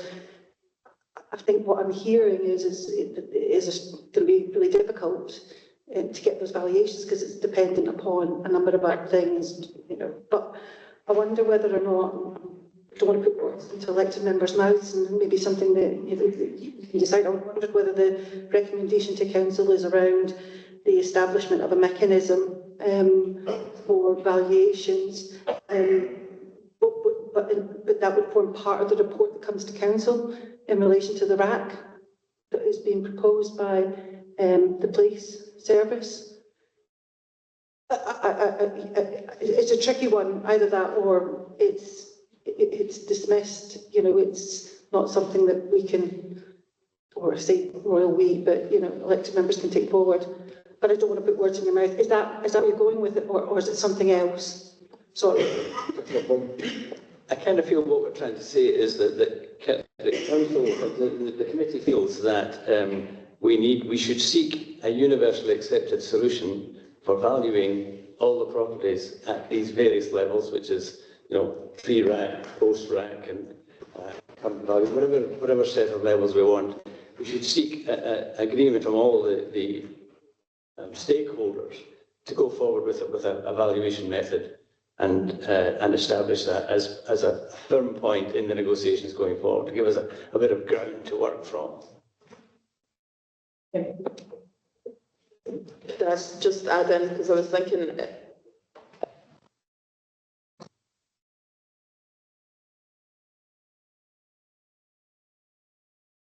if a post valuation was done, would that not have to be done if, say, everybody was getting their own one done? Would that not have to be done in a certain timescale? Because obviously, depending on,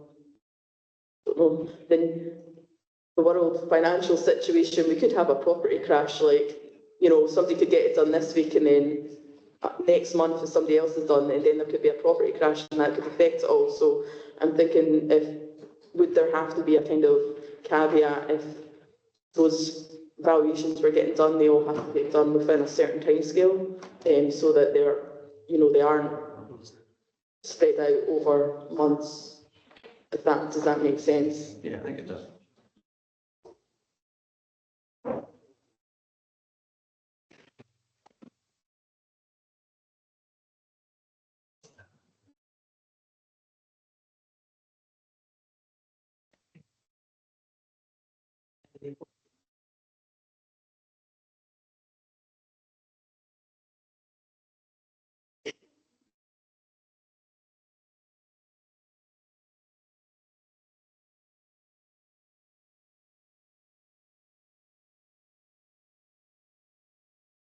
Yeah, we've just been discussing this both from a professional perspective and from a legal perspective. There's two issues I can see. One, getting universal consent on what that mechanism looks like. And two, the pre-RAC valuations, they just don't exist. So, that is an issue, because I certainly believe I'll bring Kevin in here, but you were just saying there just now, was it in relation to one of the other local authorities who are having issues in terms of working out what that actual mechanism is? So part of it would be post value in terms of what the value of property would be in terms of, so RICS is the national body, and they would have difficulty to do that. The other bit is in terms of the pre-VAT value of the consistency around about what point is chosen that isn't then challengeable in terms of the differentiation, because we don't have a clear pre-VAT value for all properties involved at the same point. So therefore, how do you delineate what point that's actually at? that doesn't then leave open to challenge. Should someone not necessarily agree with where that point is, or how do we delineate what that point is? Because our property may have been valued at this point prior to notification of RAC. Another property would have been something different, and it may have been a different value. It's very difficult to find a point that would be consistent, that wouldn't then be potentially subject to challenge. I'm not 100% sure I would agree with that, because basically if a chap goes in there to do a survey on the place and he does a survey and your roof's got rack, blah, blah, that's the value of this unit and that unit, next one. Now imagine for a moment there's nothing wrong with the roof. What would the valuation be? He doesn't need to do anything, where he just subtracts in his head the d-value effect of the rack. But so is it not because?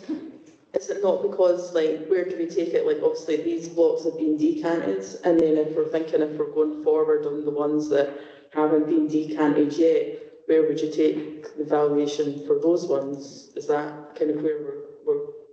So valuations just don't go on, the valuation's based on, what the neighbour got for their property, what the market conditions are, what the condition of the property is. It's based on a number of assumptions, which is why we have specialist surveyors that go out at RICS to do these valuations, which is kind of what I was trying to get to with the, trying to get to establishing a mechanism, and I think you would have to work with an actual surveyor to try and get an agreed mechanism that could be brought back to council as part of the reporting requirements.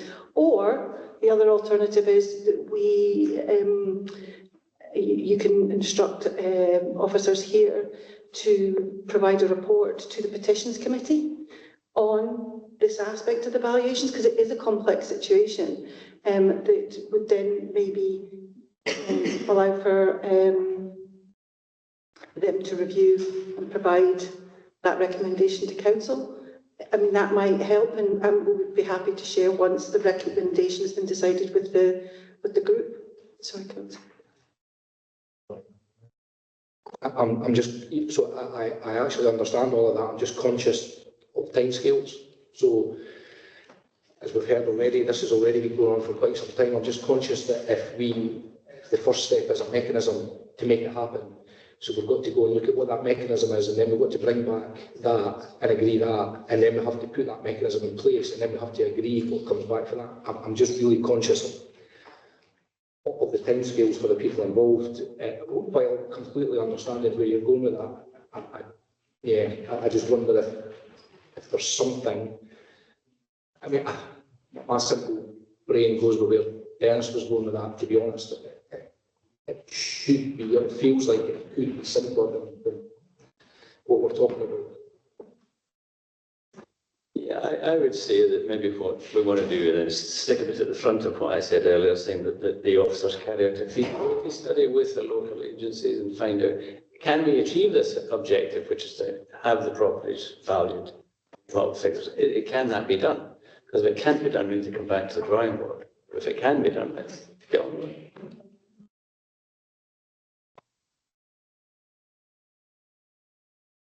I just want to be clear. So, what the recommendation would be, what we're thinking about is you're recommending that a feasibility study is carried out with officers and surveyors, with the view to establishing whether or not you could get both pre and post RAC valuations carried out.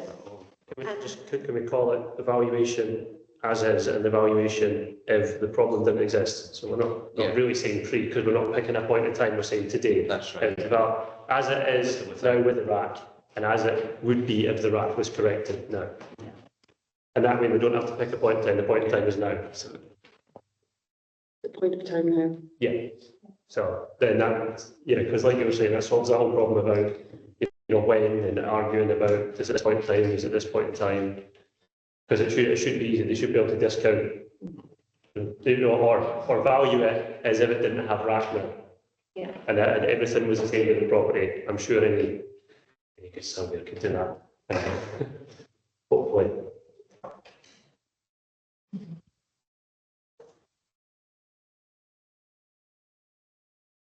Sorry, Mr Children, we are at the point now where it is members making recommendations, so apologies for not bringing you in. So I just want to just make sure I get this right so that we know that what we're putting forward. So it's feasibility study to get the properties valued as is and as was at today's date with officers and surveyors. Yep.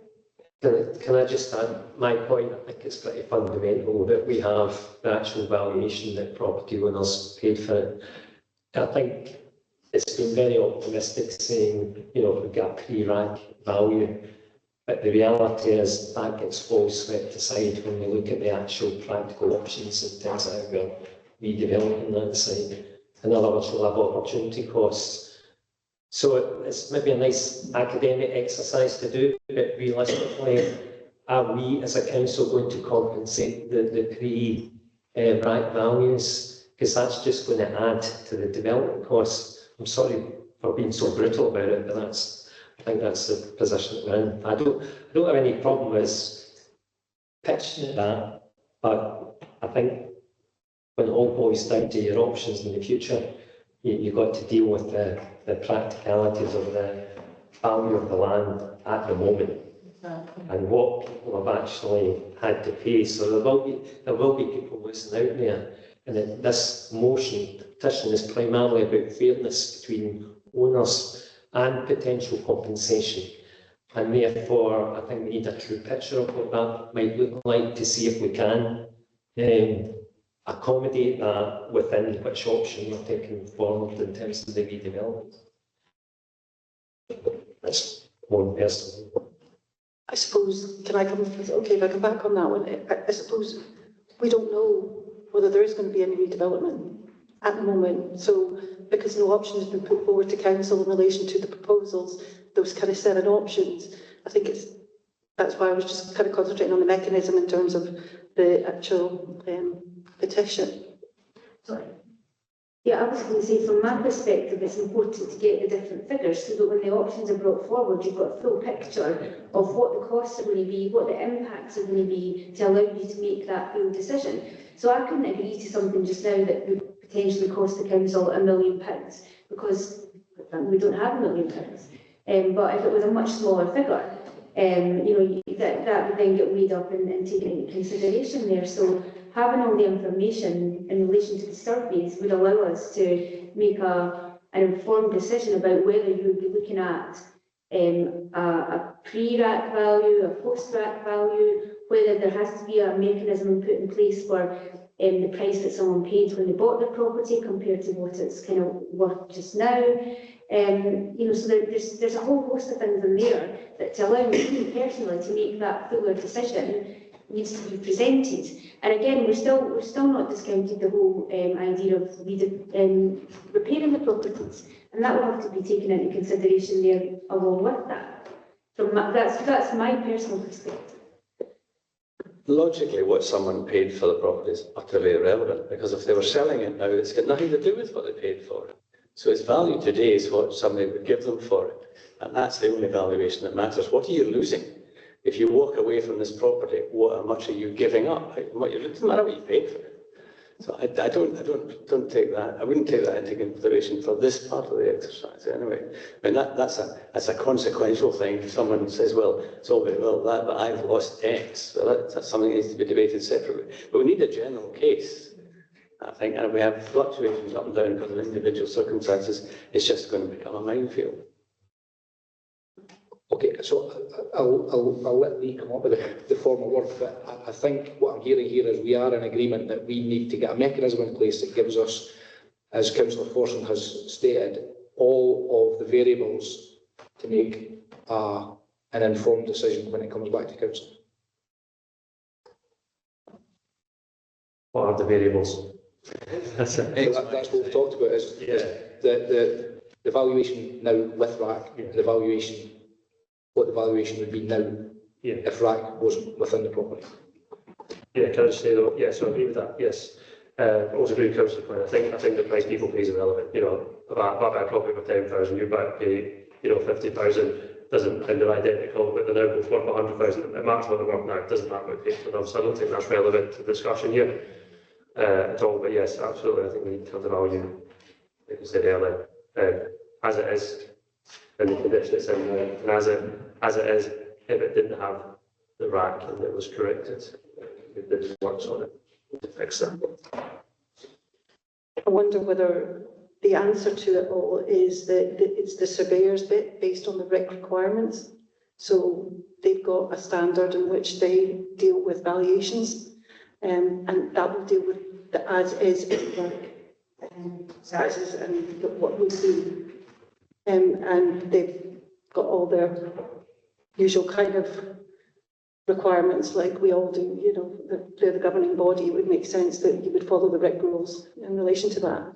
But again, that's a decision for elected members. It could be, we just include it within the feasibility study, based of the properties get valued as is, as would be, with or without, with officers and surveyors based on RICs.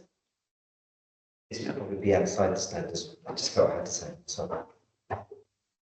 So The situation is going to be outside those standards. They're not going to have come across a situation where they've been asked to provide a price as it is now, should that not have been discussed in the properties or.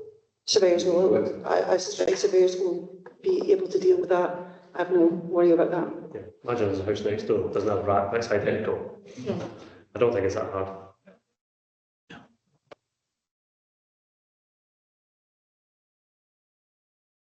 Are we agreed with that? I think so.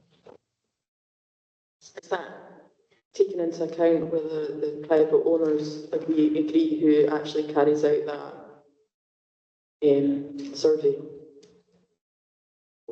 That's part of the feasibility study, really. Can it be done? Or are there too many dissenters? So then, do we know how long this feasibility study will take? Because, you know, I don't think we're going to be sitting here for 6 months or, I'm not sure. Yeah. I don't think we can make a decision before we've done that, so. Yeah, but I just want to make sure. I don't want us to be sitting here. You guys definitely don't want to be sitting here, you know, that this would take.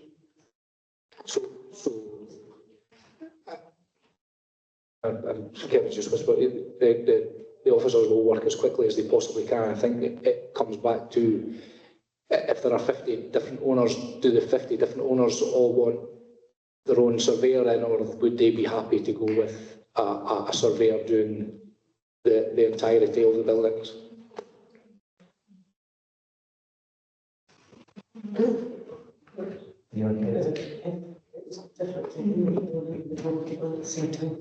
Mr. Chowdhury, you don't have to decide that right now. This is not going to happen tomorrow. So, if once this recommendation goes through, if you can come back with that would. My feeling is that would help enormously if the answer was yes, rather than having a whole host of different. But you don't have to answer that right now. And I take it just to make the owners, if they did decide, oh yes, that they'd be able to get obviously the all the kind of paperwork and writing as to how those. Because I'm thinking they would want to know those details, just so that we're that kind of just transparency. So we would have to negotiate that as part of the discussions with the surveyors. Surveyors are very, they like, who, like lawyers, who are they acting for? So what we can do is make sure that if the owners, bearing in mind this all has to be ratified by council, but if the owners were happy, then we could get the instructions, you know, issued on behalf of the owners and us being one of them. Yeah, I think that would be the best way, just for that kind of transparency and trust. And can we just clarify, we can only recommend this to council, we can't agree this right now, it has to be recommended to council.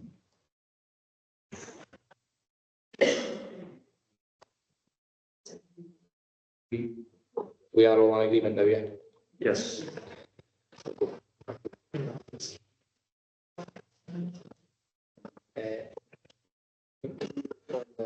support for RAC-related costs. Yeah. Yeah. I think basically we have to rewrite that. And it would be that we would undertake to ensure that every possible avenue had been explored in the council's normal response to situations like this.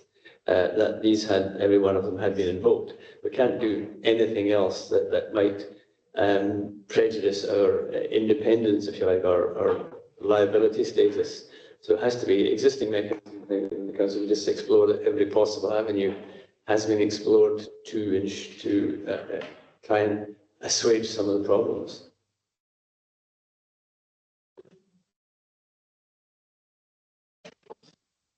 In existing frameworks. Yeah.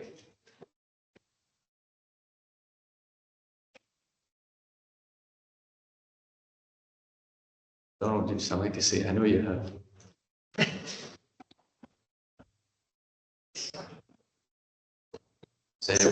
Sorry, I just wanted to get some clarity on it. So your petition says financial support for RAC-related costs. We request financial assistance for homeowners to cover costs incurred due to RAC issues, including evacuation, etc., and to provide immediate relief for the grappling of unexpected and significant costs.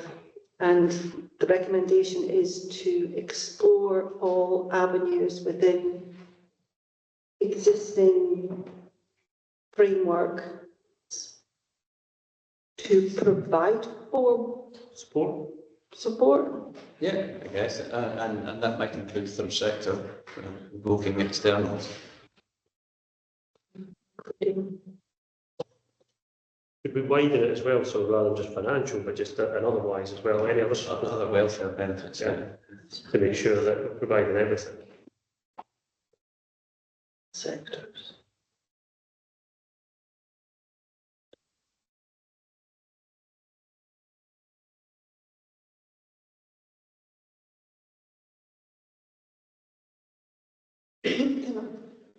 So to explore our avenues within existing frameworks to provide support,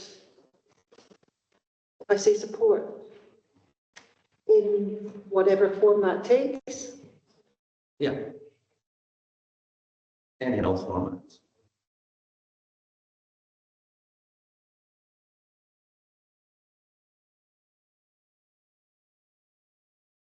Including all sectors.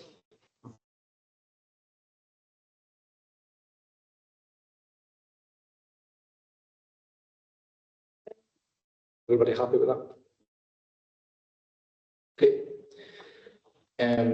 Point 3 was Manager Council to urge the Scottish Government to conduct a public inquiry.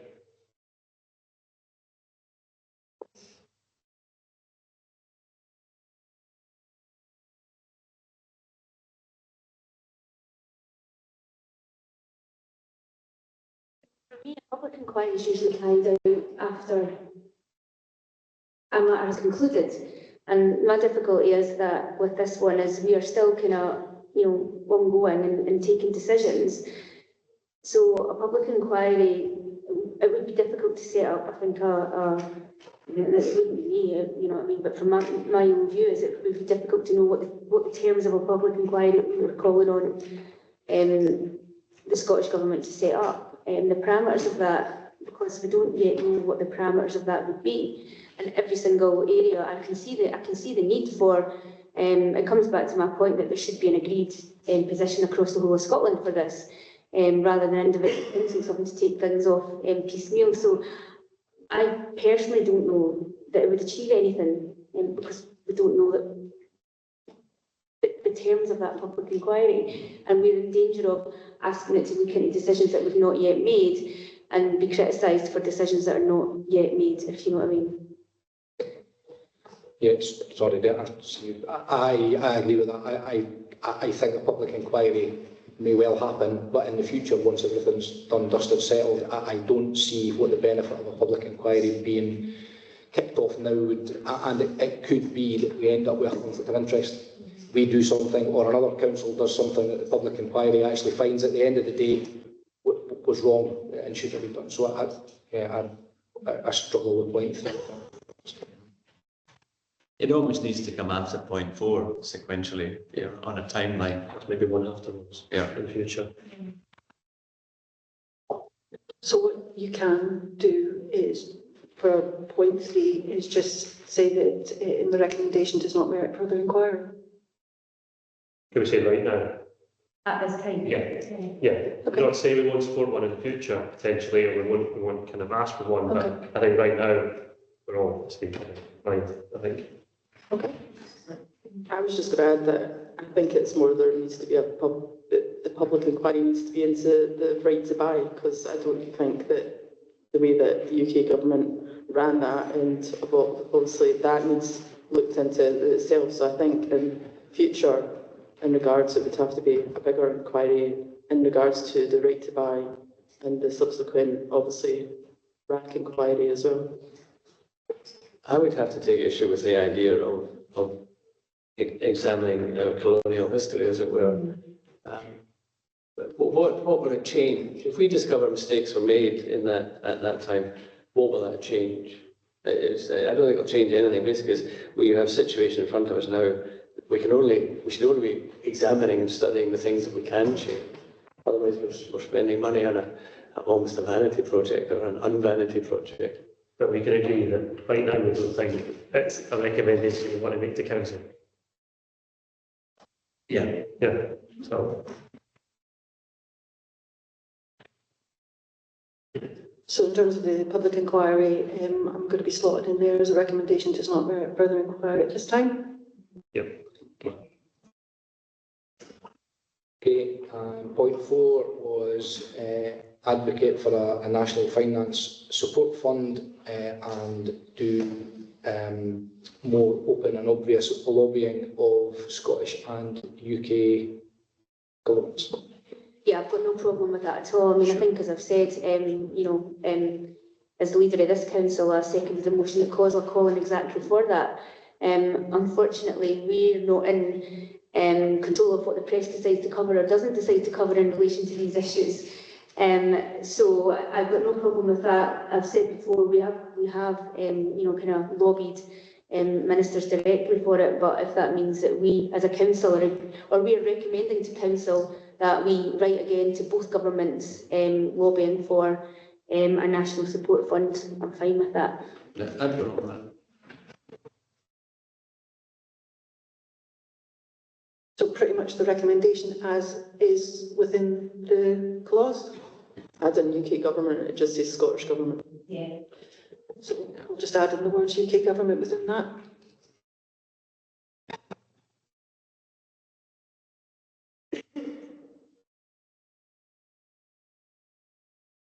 Are you okay with that? Yes.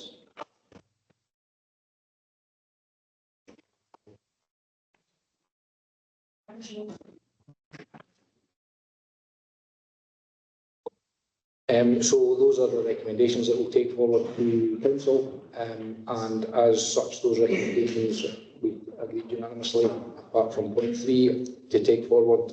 So I will now bring the meeting to a close.